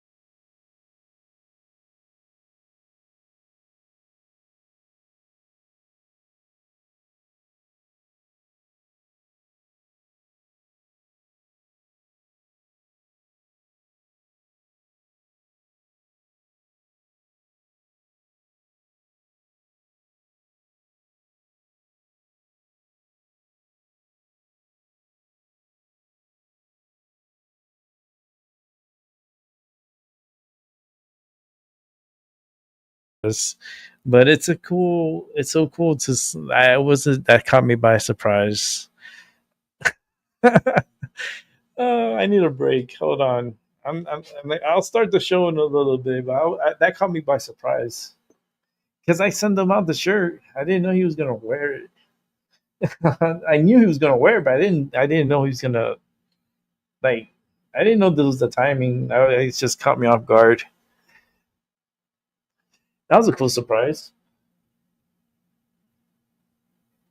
That's what I'm telling you. He is my friend. He is a friend of mine. So, like I say, he is going to be very successful. This guy is going to be very fucking successful. Very successful.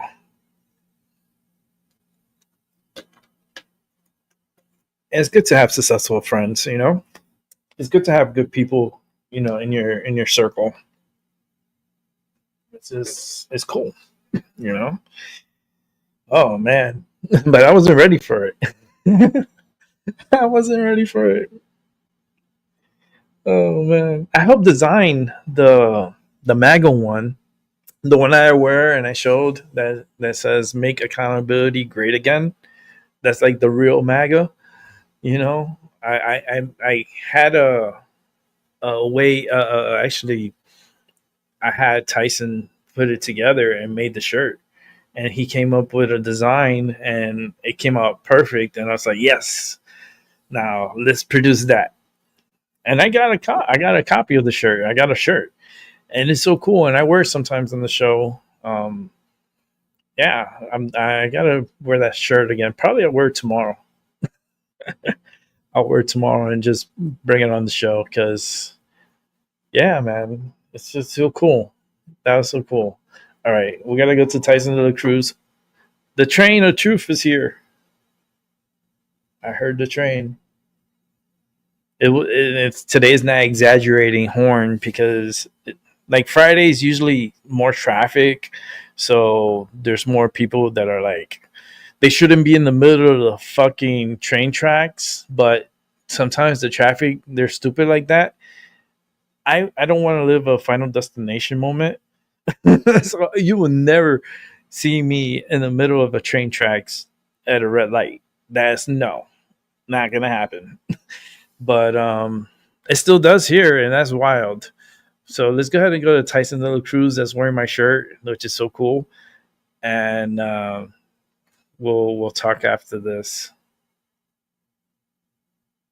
Today, my close friend and neighbor was abducted by ICE, and I feel like it's important to share what happened because things are changing really quick. America, we just caught an immigration activist red-handed running a massive fundraiser scam. They raised $12,000 for a man that they called Paco, claiming he was an innocent business owner abducted by ICE without warrant. But here's the bombshell. Paco doesn't even exist. The man that they were defending is actually Joseph Zarabarbin, a Mexican national wanted for murder who lied about his criminal history when entering the United States. The activists deleted the entire fundraiser overnight once they got caught, but not before pocketing $12,000 from well-meaning donors who thought that they were helping an innocent immigrant.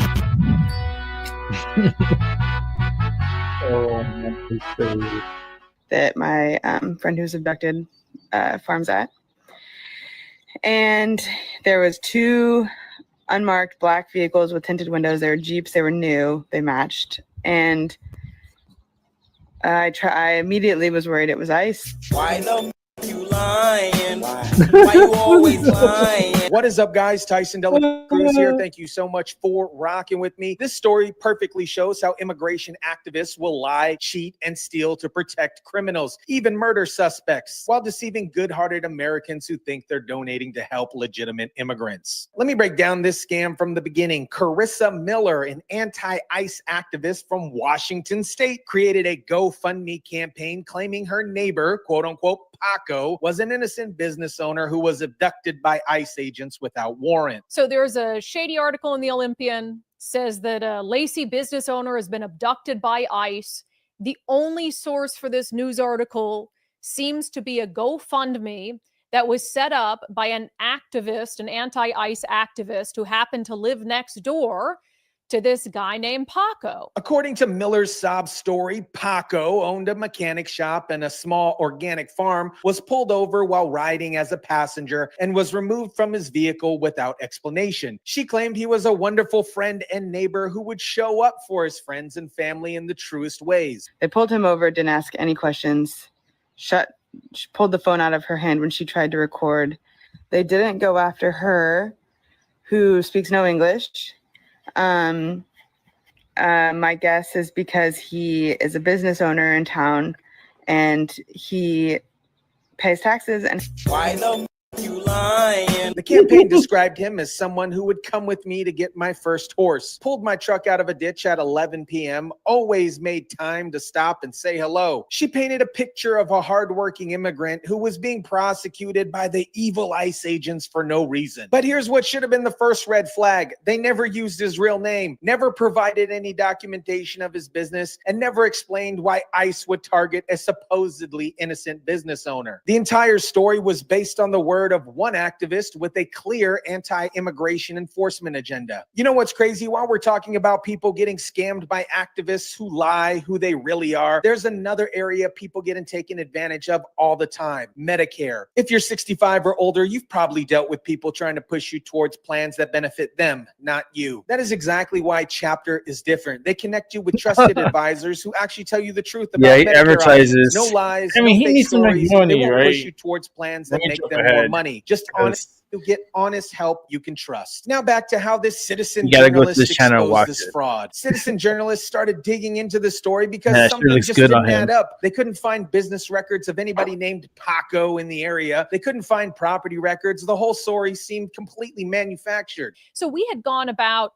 reaching out to the woman behind the GoFundMe, trying to check property records in the area, checking business licenses, because she also said he owned a farm, he owned a mechanic shop, couldn't find anyone named Paco. Then the truth started coming out. A subscriber contacted the investigator saying that they thought that they found Paco. At the same time, a landlord reached out saying that he rented a space to somebody for a mechanic shop, but didn't know him as Paco. He knew him as Yusuf Bourbon. I got a message from an undivided subscriber who said, hey, I think I've ID'd Paco. And then at the same time, we got a message on our website from a basically a landlord down in the Olympia area who said, hey, I rented space to this guy Paco for a mechanic shop, but I didn't know him by the name Paco. The investigators compared the photos. They found a distinct mole on the chin that appeared in both the AI-generated sketch used in the fundraiser and the official ICE booking photo. It was the same person, but he wasn't the innocent victim that the activist claimed. Here's the bombshell that destroys the entire activist narrative. Yusuf Zerta Bourbon is a 34-year-old Mexican citizen who entered the United States on a tourist visa and never left. But more importantly, he was wanted for murder in Mexico. So here is what we have learned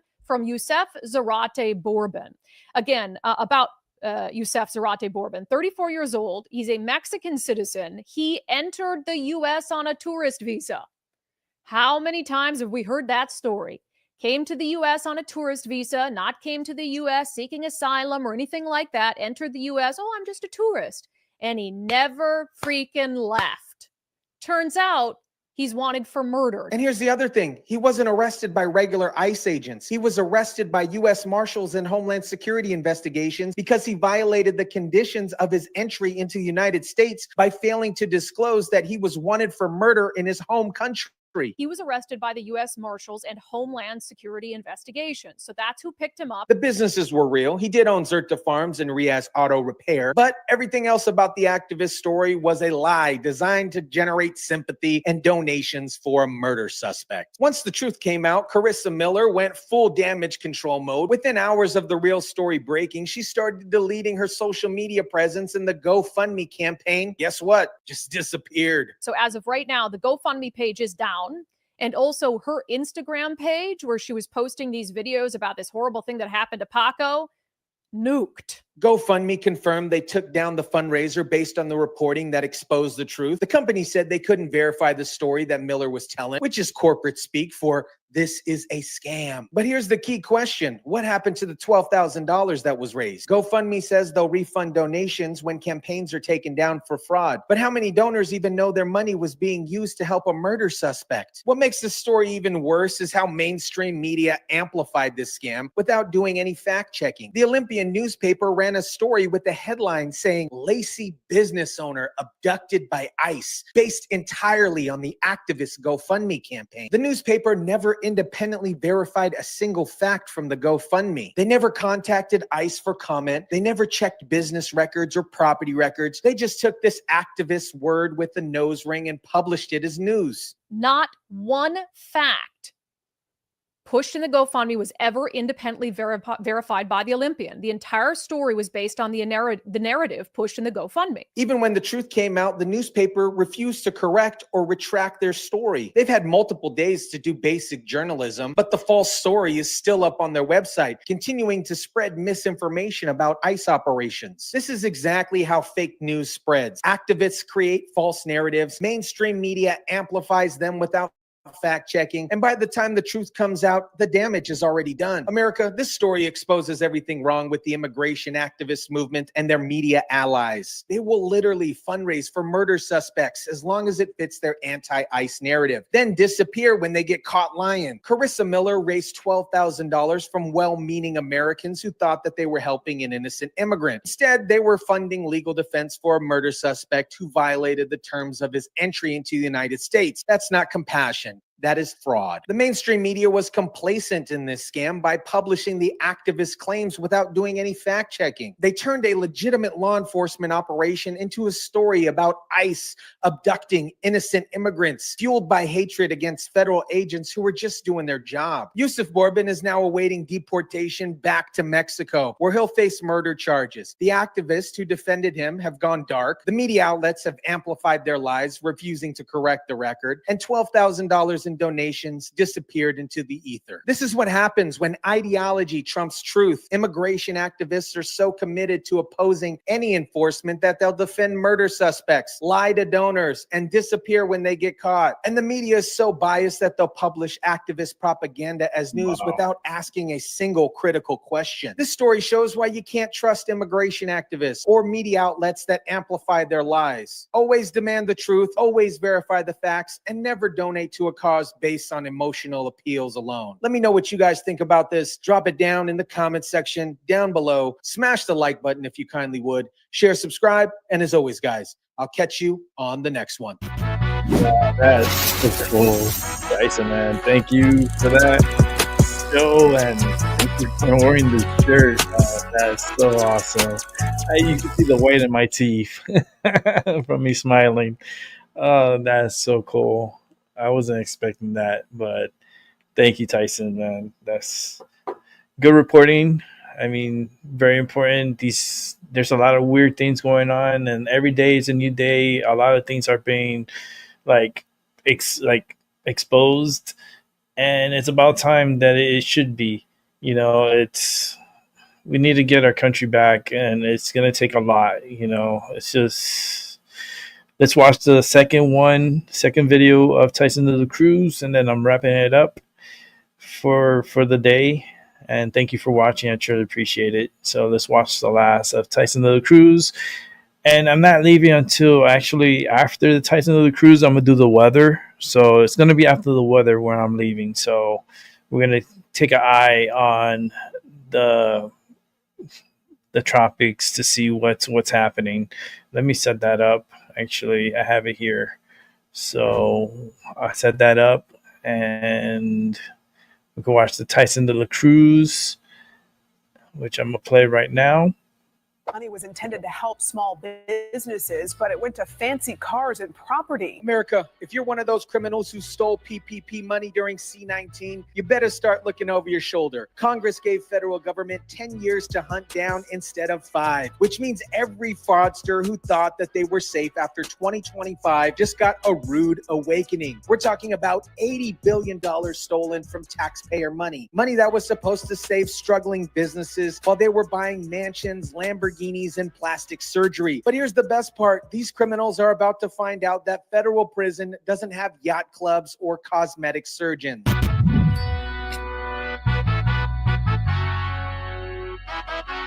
Carl Torjagba used some of that money to buy this house. Authorities say he cheated the government out of millions of dollars so he could lead a lavish lifestyle. What is up, guys? Tyson de la Cruz here. Thank you so much for rocking with me. This extension just turned every PPP fraudster's 5-year countdown into a 10-year nightmare, and I'm absolutely here for it. Let me break down just how bad this PPP fraud problem really was. Out of $800 billion in PPP money that was supposed to help small businesses survive C-19, fraudsters made off with an estimated $80 billion. That's $80 billion of your tax dollars stolen by criminals who exploited a national emergency. According to an NBC News analysis, out of $800 billion in PPP money, fraudsters made off with $80 billion of it. The government trying to recover the money. The fraud was so sophisticated and widespread that the original 5-year statute of limitation wasn't enough time for investigators to build cases around the worst offenders. These weren't just simple application lies. We're talking about elaborate criminal networks that created fake businesses, inflated employee counts, and laundered money through multiple accounts. Take Carl Torjagba from Marietta, Georgia. This fraudster got $9.6 million in PPP loans, claiming he had a company called KMCOV Industries that was supposedly running a gold mine in Ghana with 493 employees. Kremkov Industries was running a gold mine in Ghana.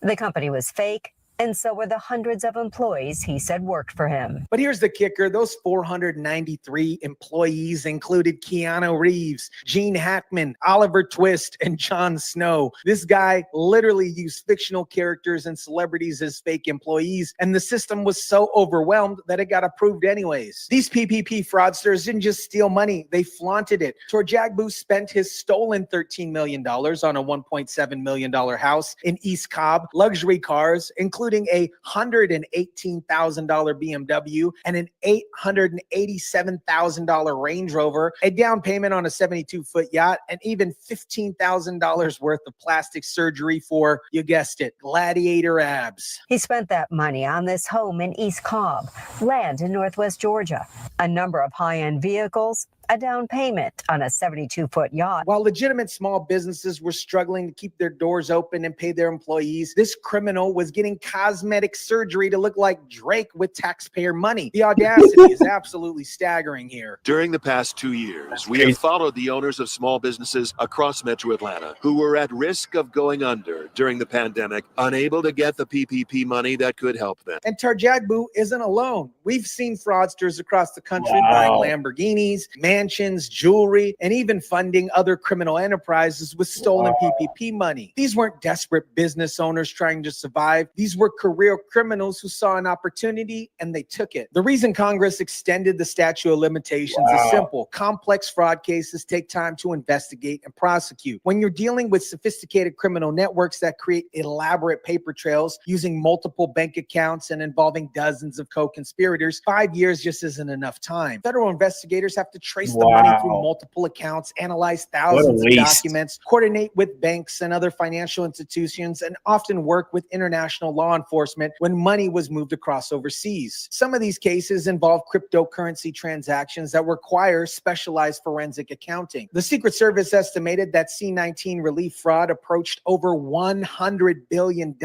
but by December, only $1 billion has been recovered. That, my friends, is a 99% failure rate in recovery of of stolen taxpayer money. And much of that Wow. failure was due to the time constraints on building cases. Pandemic relief fraud is extensive.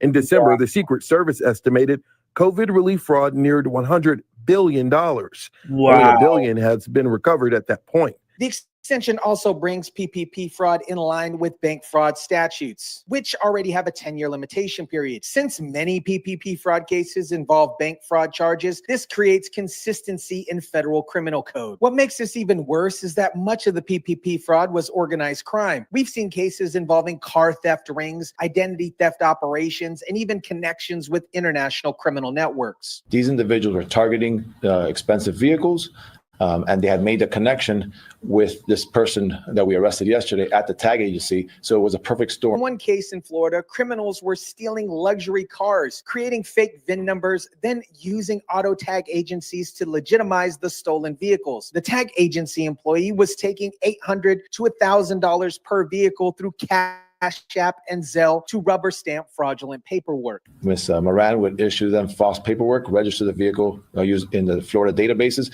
collect $800 to $1,000 per vehicle that was presented to her through Cash App, Zelle, or other means. We've also seen cases involving pastors who use their position of trust to commit identity theft against the elderly, then use that information to apply for fraudulent PPP loans. Cameras were rolling as the family of Clevie Williams explained why they accused Pastor Frederick G. Smith of identity theft. The victim is Williams' mother-in-law.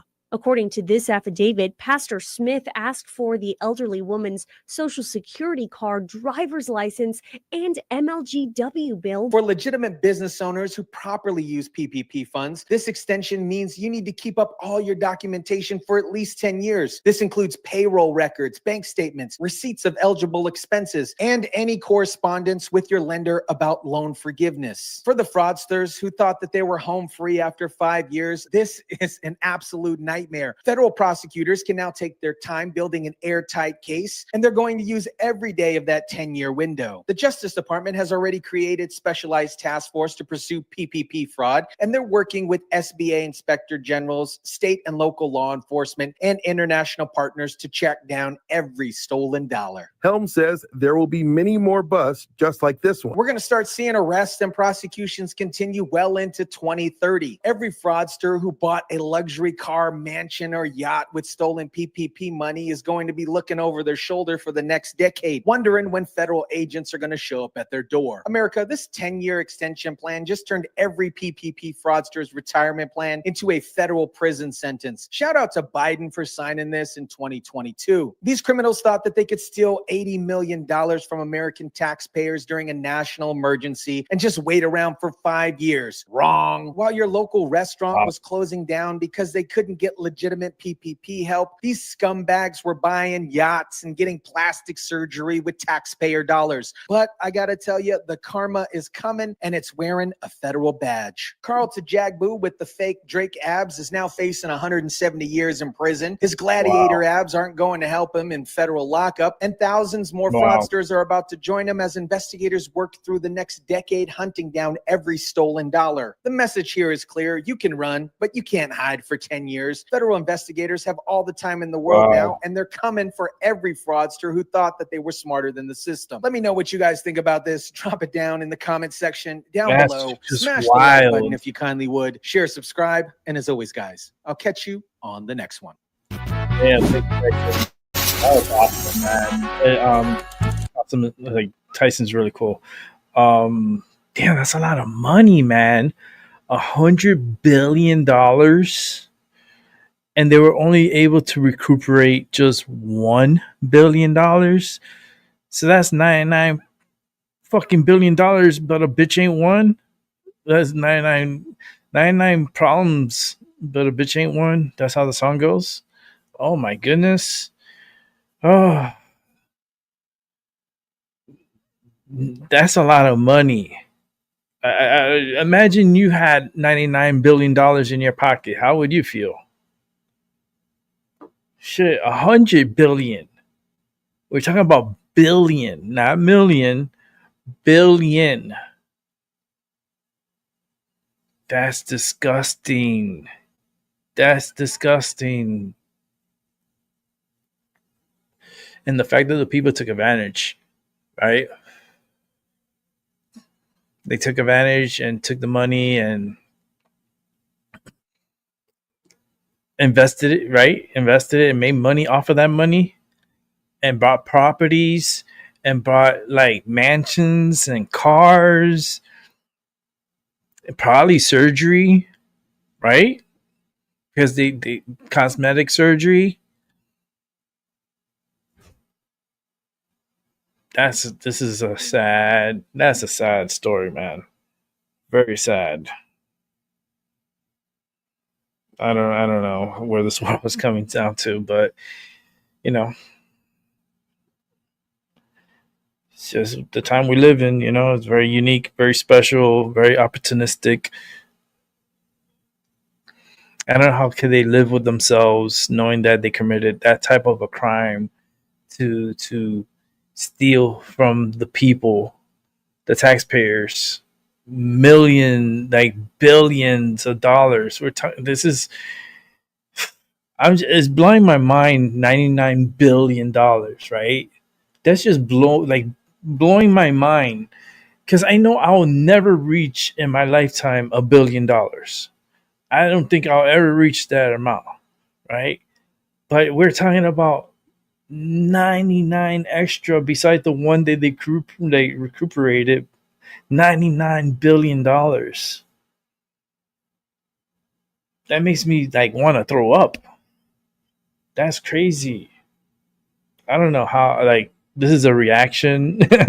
This is just my reaction, but things like this is why I would love to go and become a congressman, maybe become the one of the new, for US Congress. I mean, I could go, but would I want to? I don't know if I want that headache. You know what I mean? Because it's I'm going in there to speak out my mind, but there's a lot of matter in there, and that's a lot of toxic matter. Would I want to pollute my energy with all that toxicity that's there in Washington? Or would I like to keep it simple and have one person watching me and just speak my mind? I like the peace. I like the peace, I like the quiet. Washington, I mean, maybe there's a chapter in the multi-universe where I do become a congressman and I become a very successful one and run for presidency and win. Yeah, there's probably a timeline, there's a fabric in time where that's a possibility of that happening. But is it going to be this timeline? No. I am not a part of that. It's I'll be supportive, for this congressman, this individual here in Connecticut, that he's running for District 5 here, and he's running for U.S. congressional. He's running for Congress, and Jonathan Bros.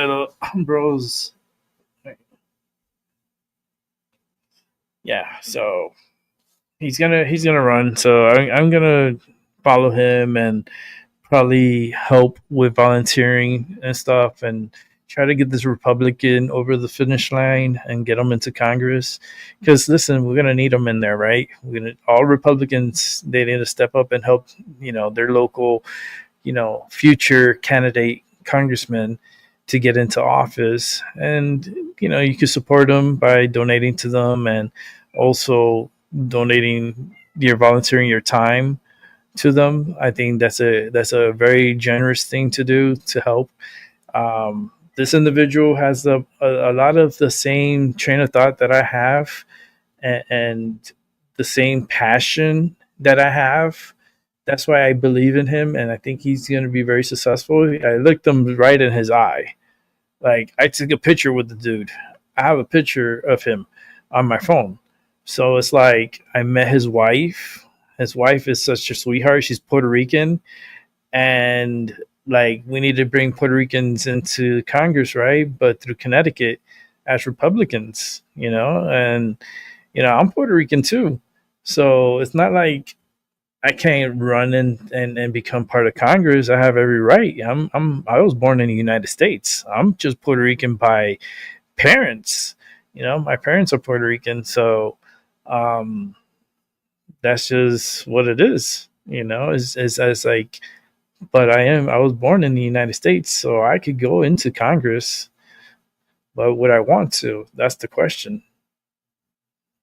I don't think I want to. I like the peace.